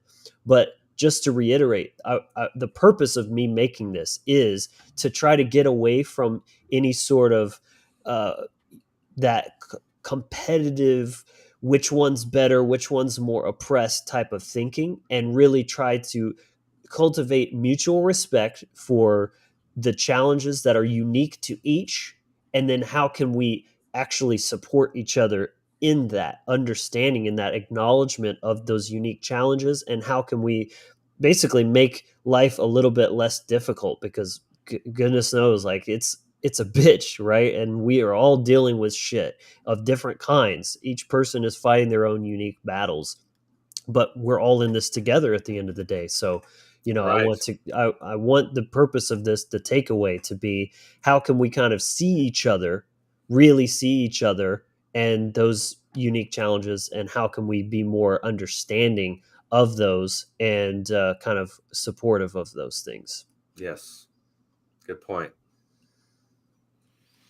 Definitely not meant for offense, she says. And that's why I said I didn't want to make any assumptions, but you could see how one could, especially if someone's choosing to come from their wounding and just assume like everything is an attack, everything is some kind of slight towards men. It's very easy to get caught in that loop. And then it just builds, because then that person throws shade back, and then suddenly and you're in this dick measuring contest. Yeah, And that just doesn't, it's so fruitless. Mhm. It leads nowhere good. yeah. Bantering back and forth doesn't do anything. It just makes it worse. Yeah, that's why I think the whole gender crisis is a really big deal. For someone to claim they're a man and then get pregnant and have birth, it's an atrocity. First of all, women giving birth is such a one of the most sacred things in life, Yes. in this Yes. reality. Yes, it is. And I honor that with my whole being. But for someone to say I'm a man, oh, and I got pregnant and I can give birth, it belittles that. It's trying to, I mean, that's true disrespect and offensiveness. I would love to see more women stand up to this. Yeah. And men, mainly men, talk about this like what we're doing today. I mean, it's really important. Yes. Yeah. And men can get menstrual cycles and all this bullshit. Like, that is mental illness, because you're detached from reality. You're detached from truth. Mm. The sun shines upon the moon, my friend. Ah, good one. Yeah, Let's man. see. So maybe one last thing we can touch on here. I know we're getting running pretty long today. I warned everyone that was going to probably happen, and I'm here for it. Like, I think everything we've talked about is very, like, an essential aspect of painting this whole picture that we're looking at, and I want to do the same level of thoroughness and due diligence for the women's side as well next week. It's a great topic, man. Yeah. Yeah, it's awesome. Appreciate you. So the last thing we can kind of wrap this up on is the idea of responsibility. Now, again, I'm coming from a place of pro gender roles. It doesn't have to be some oppressive thing, or the toxic version of gender roles. So again, there's two areas where this can already go awry, and it's important. You're looking at the nuance. You're not having a knee-jerk reaction or a black and white perspective. I'm talking about the gender roles that embody the higher, the aligned masculine and feminine, as they should be, not the toxic versions of them, and not mixing those things together in the same list. Right. Right. I'm as anti-toxic masculine as the most lefterson. Like, that's not what I'm about. So we're talking about, true masculinity in this case is the role of leadership and provision, and those are roles of responsibility. Again, it's not that a woman can't be responsible. It's that it's not really what she wants. She doesn't want that burden of responsibility. She wants to be free. And putting responsibility on a woman is going to dim her shine. It's going to pull her out of her feminine radiance, which is her gift. The man's gift is service through leadership, provision, all those kind of things. The woman's gift is radiance, and if she's thrust into or taking on herself a masculine role, she's by nature going to be not in her feminine essence and not bringing about that freedom. The feminine needs to be unencumbered by that to fully be in that freedom and that radiance. So hopefully that gives some context to what I'm saying here. And just taking it back to this idea of responsibility.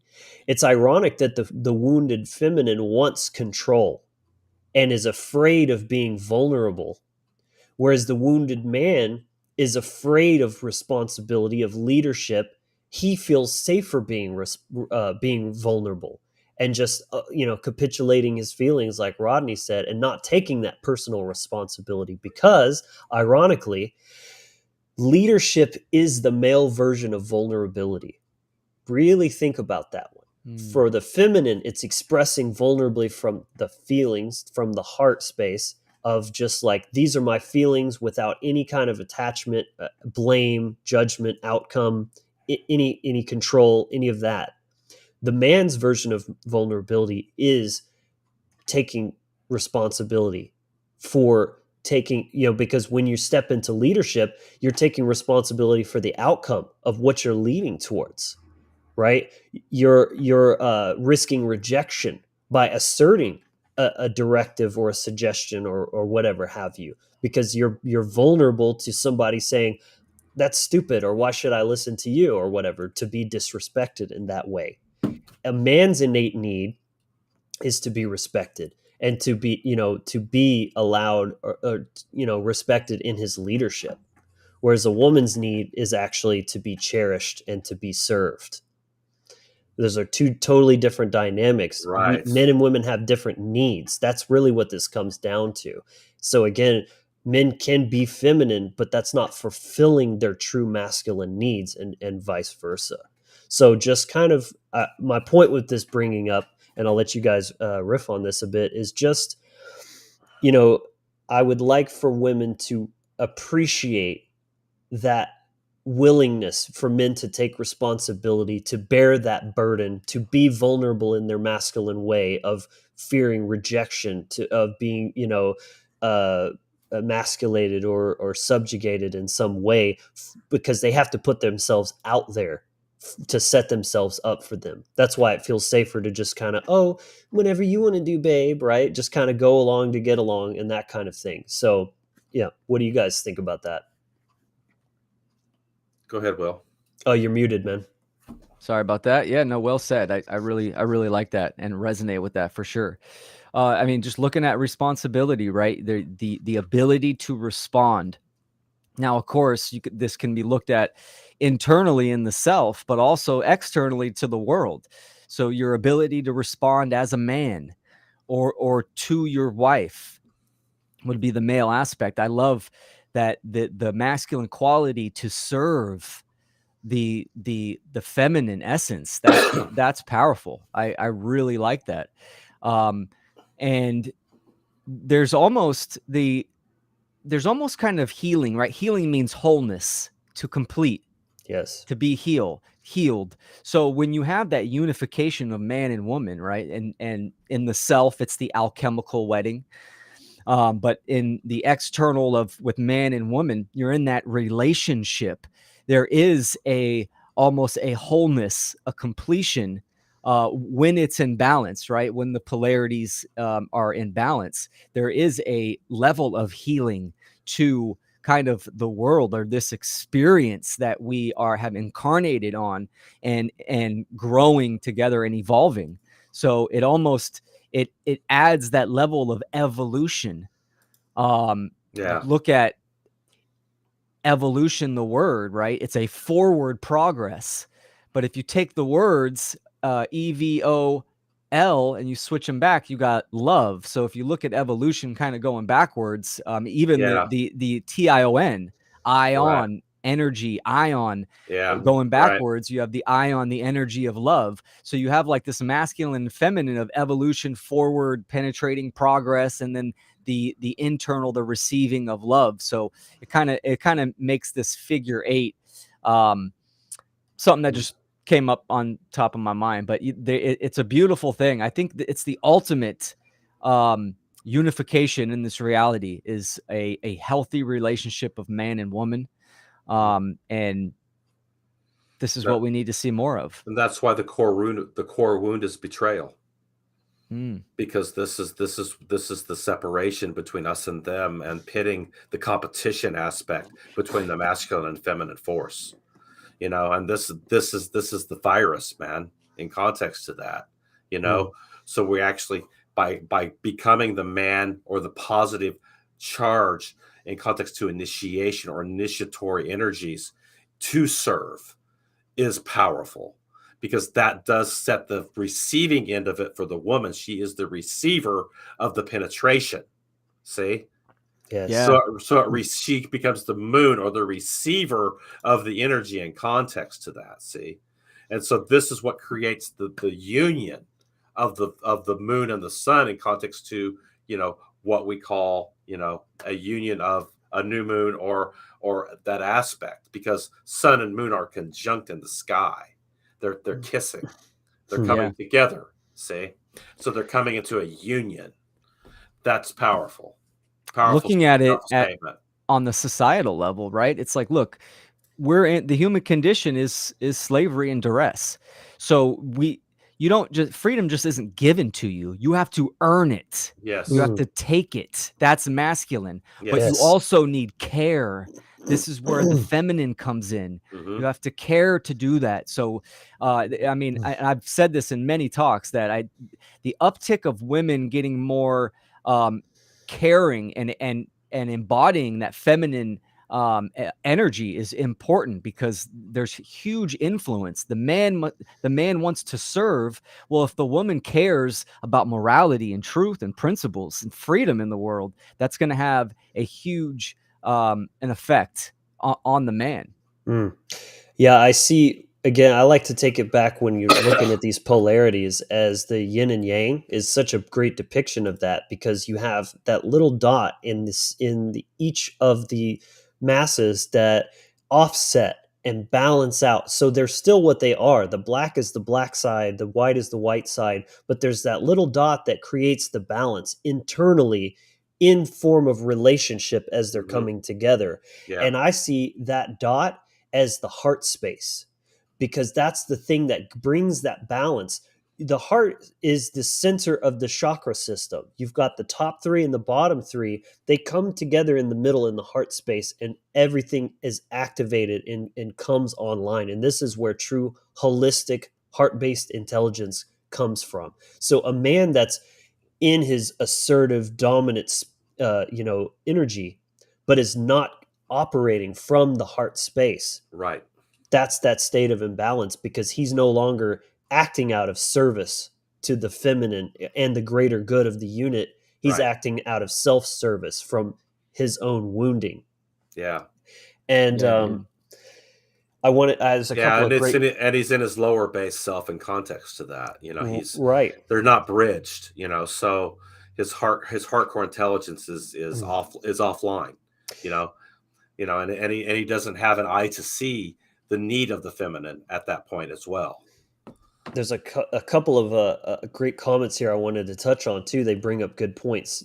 Jana says females can evolve to what they need to survive. Thus, the stereotype of manipulative in the toxic form is the intelligence gone dark, usually due to abuse.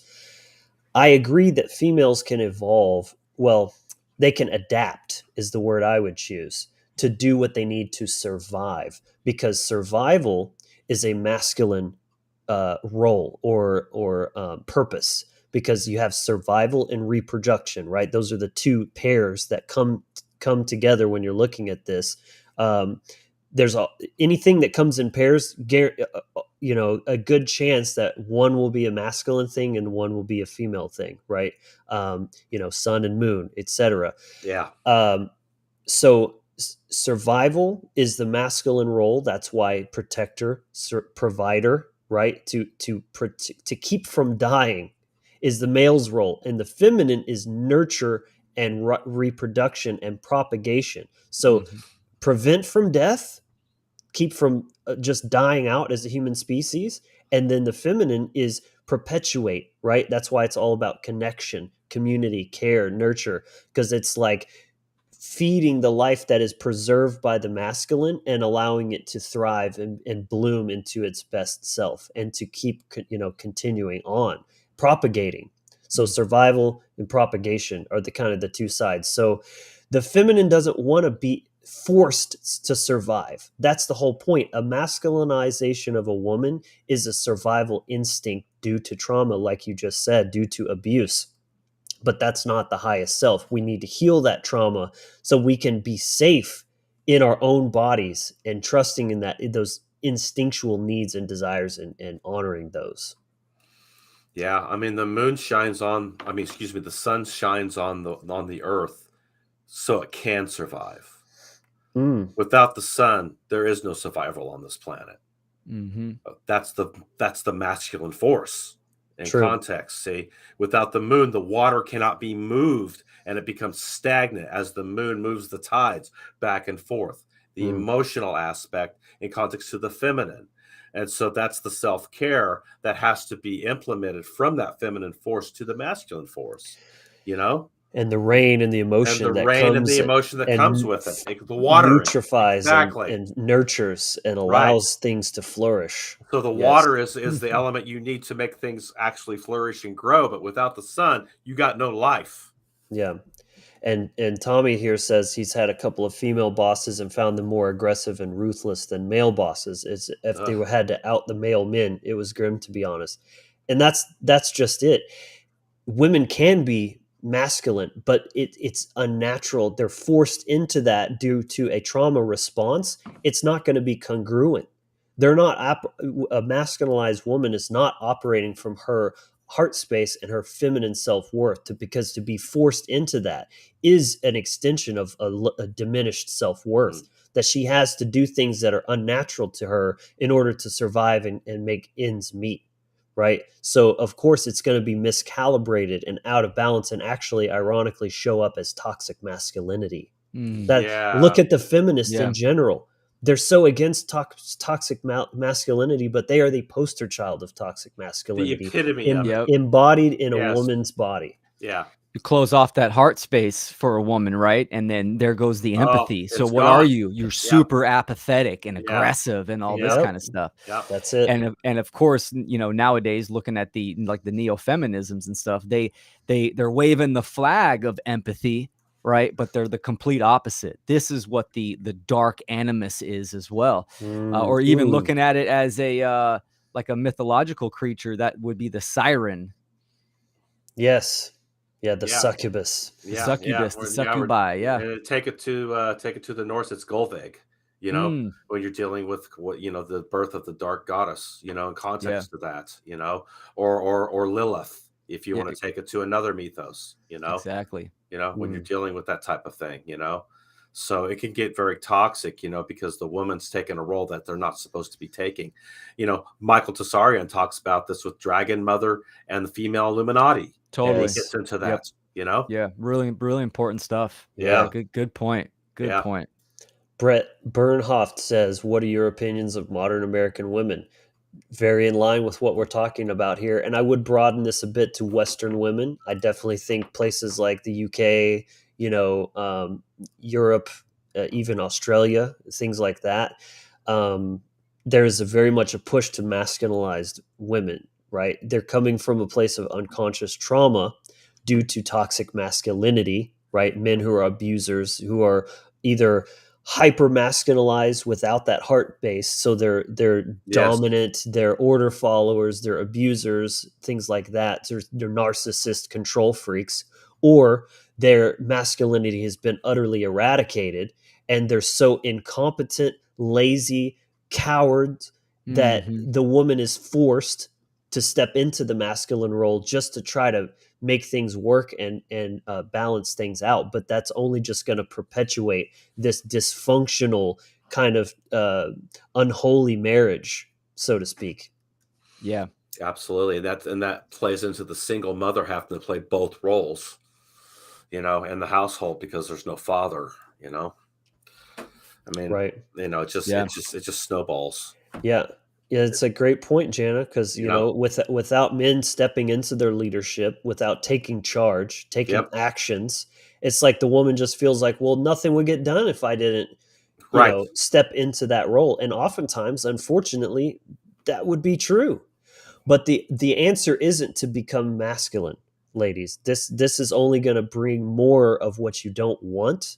The only answer is to reclaim your feminine essence, and that's going to attract a truly masculine man because he Right. sees you value yourself. No Yes. matter how things are, you're not allowing yourself to betray your instincts and your feminine self-worth. That's very attractive to a truly masculine, balanced man. And Yeah. then he's going to step in and be exactly the leader and provider and caring, father figure that you need for you and your family.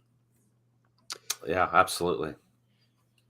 And I guess it works both ways as well, because men that are so emasculated, they're afraid of their own masculinity. They're afraid of embodying that because it's so been vilified and demonized.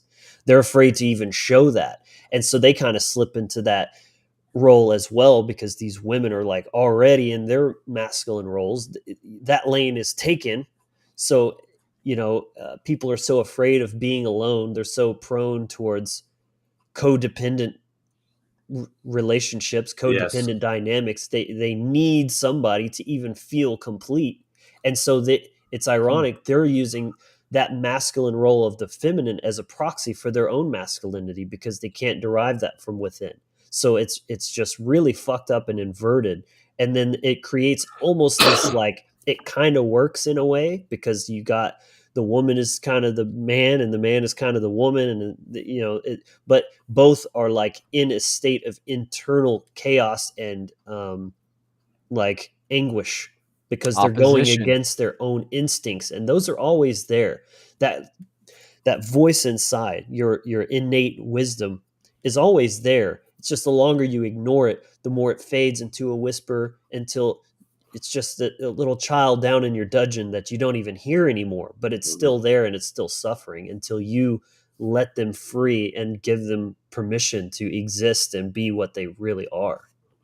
Yes. Man, that's why I love like conversations like this, right? Because it's all about remembering, Yeah, healing we know this stuff. yeah, healing the divide of masculine and feminine, men and women, and to create healthy relationships. Like this is what I ultimately think needs to happen. Yeah.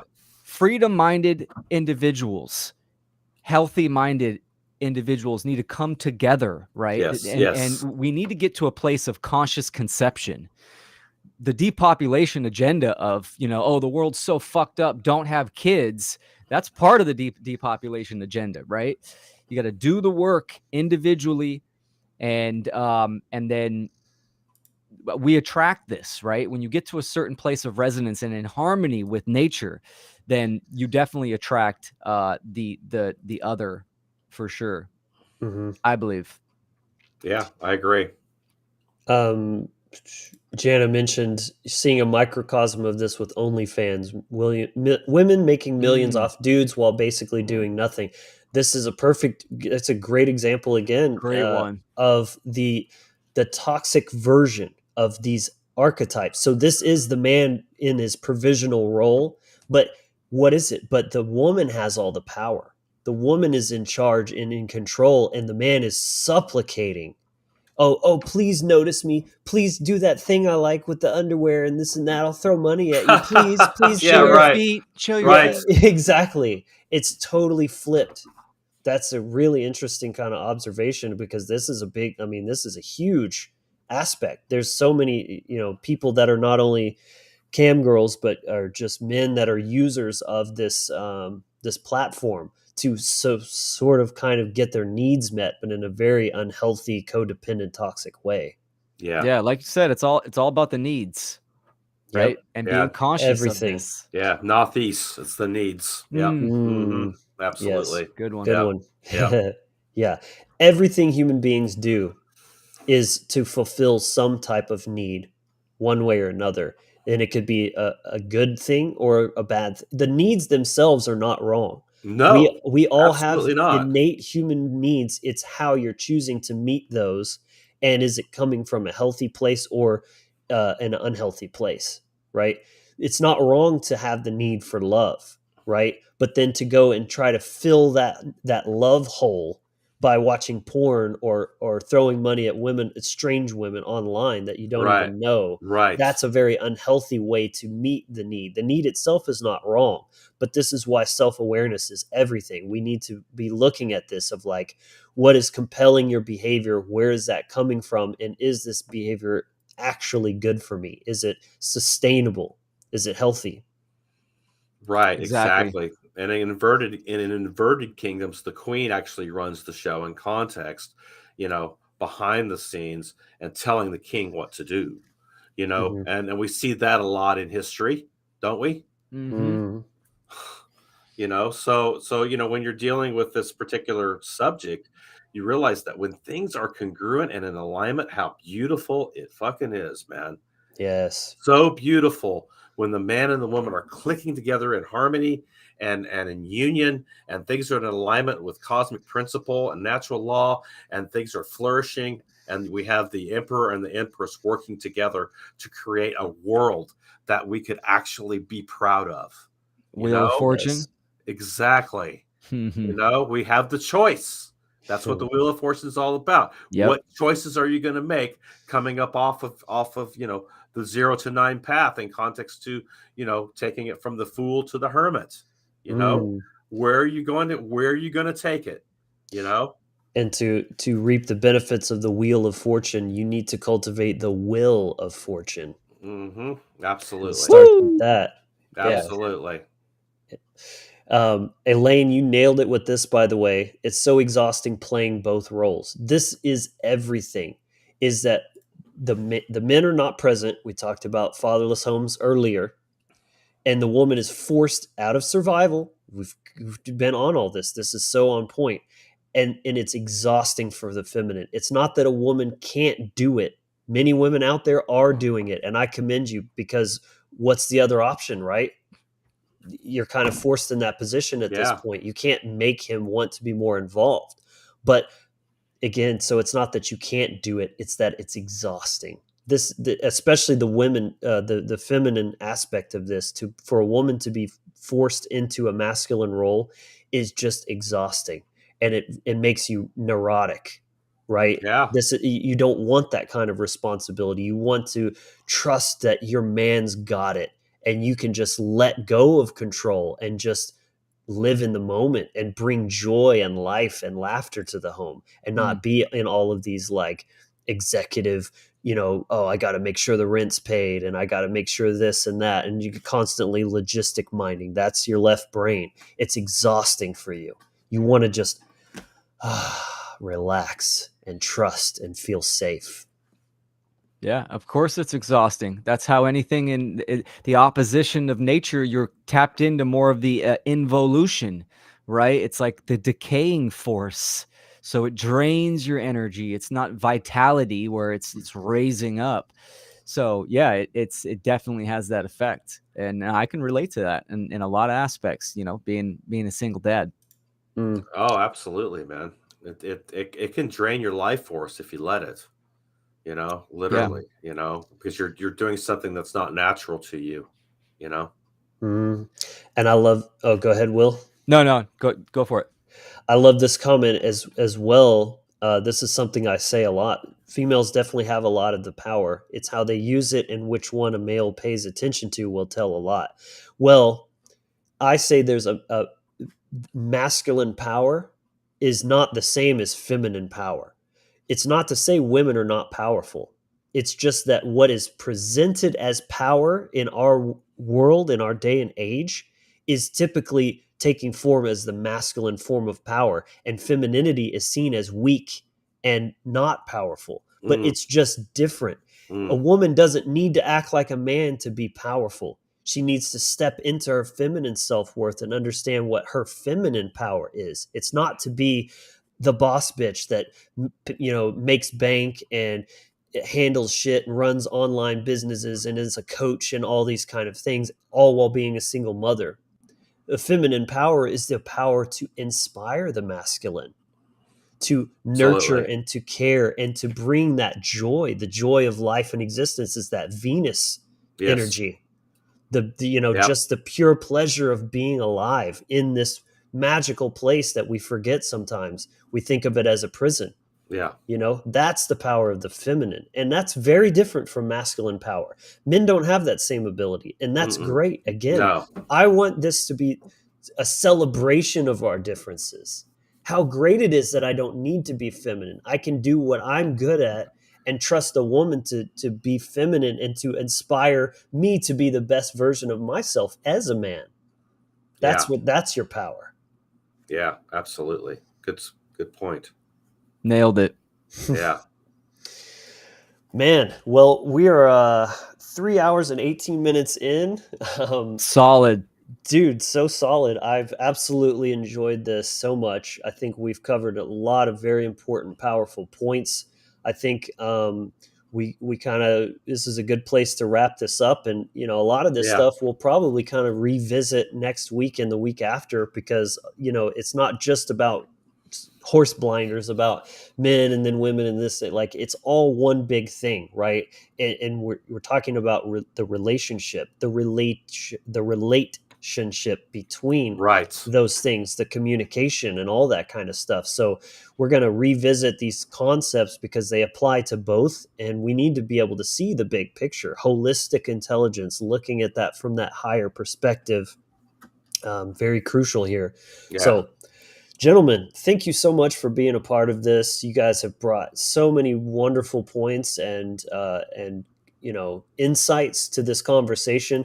Thank you so much to everyone in the audience who's been active in the chat, adding many great points as well. And even those of you who are been passively listening, just your presence here is very valuable and much appreciated. Again, everyone, please give the video a like real quick. That really helps us out. If you did get value from this, consider subscribing, join the tribe, and click that bell so you're not relying on Facebook or YouTube to feed you good comment, because they're definitely suppressing stuff like this. I'm sure there's a whole list of buzzwords we used in this episode that are like no-nos that'll get us kind of shadow banned and stuff. But it is what it is, man.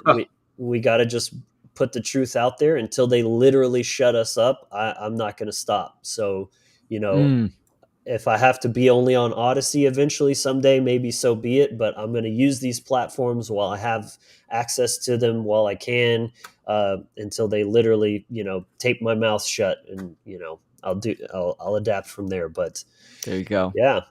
Thank you, everyone. This has been great. I appreciate you so much. Much love. Yes. Again, join us every week, every Saturday, noon Central, right here on the Wizard Factory.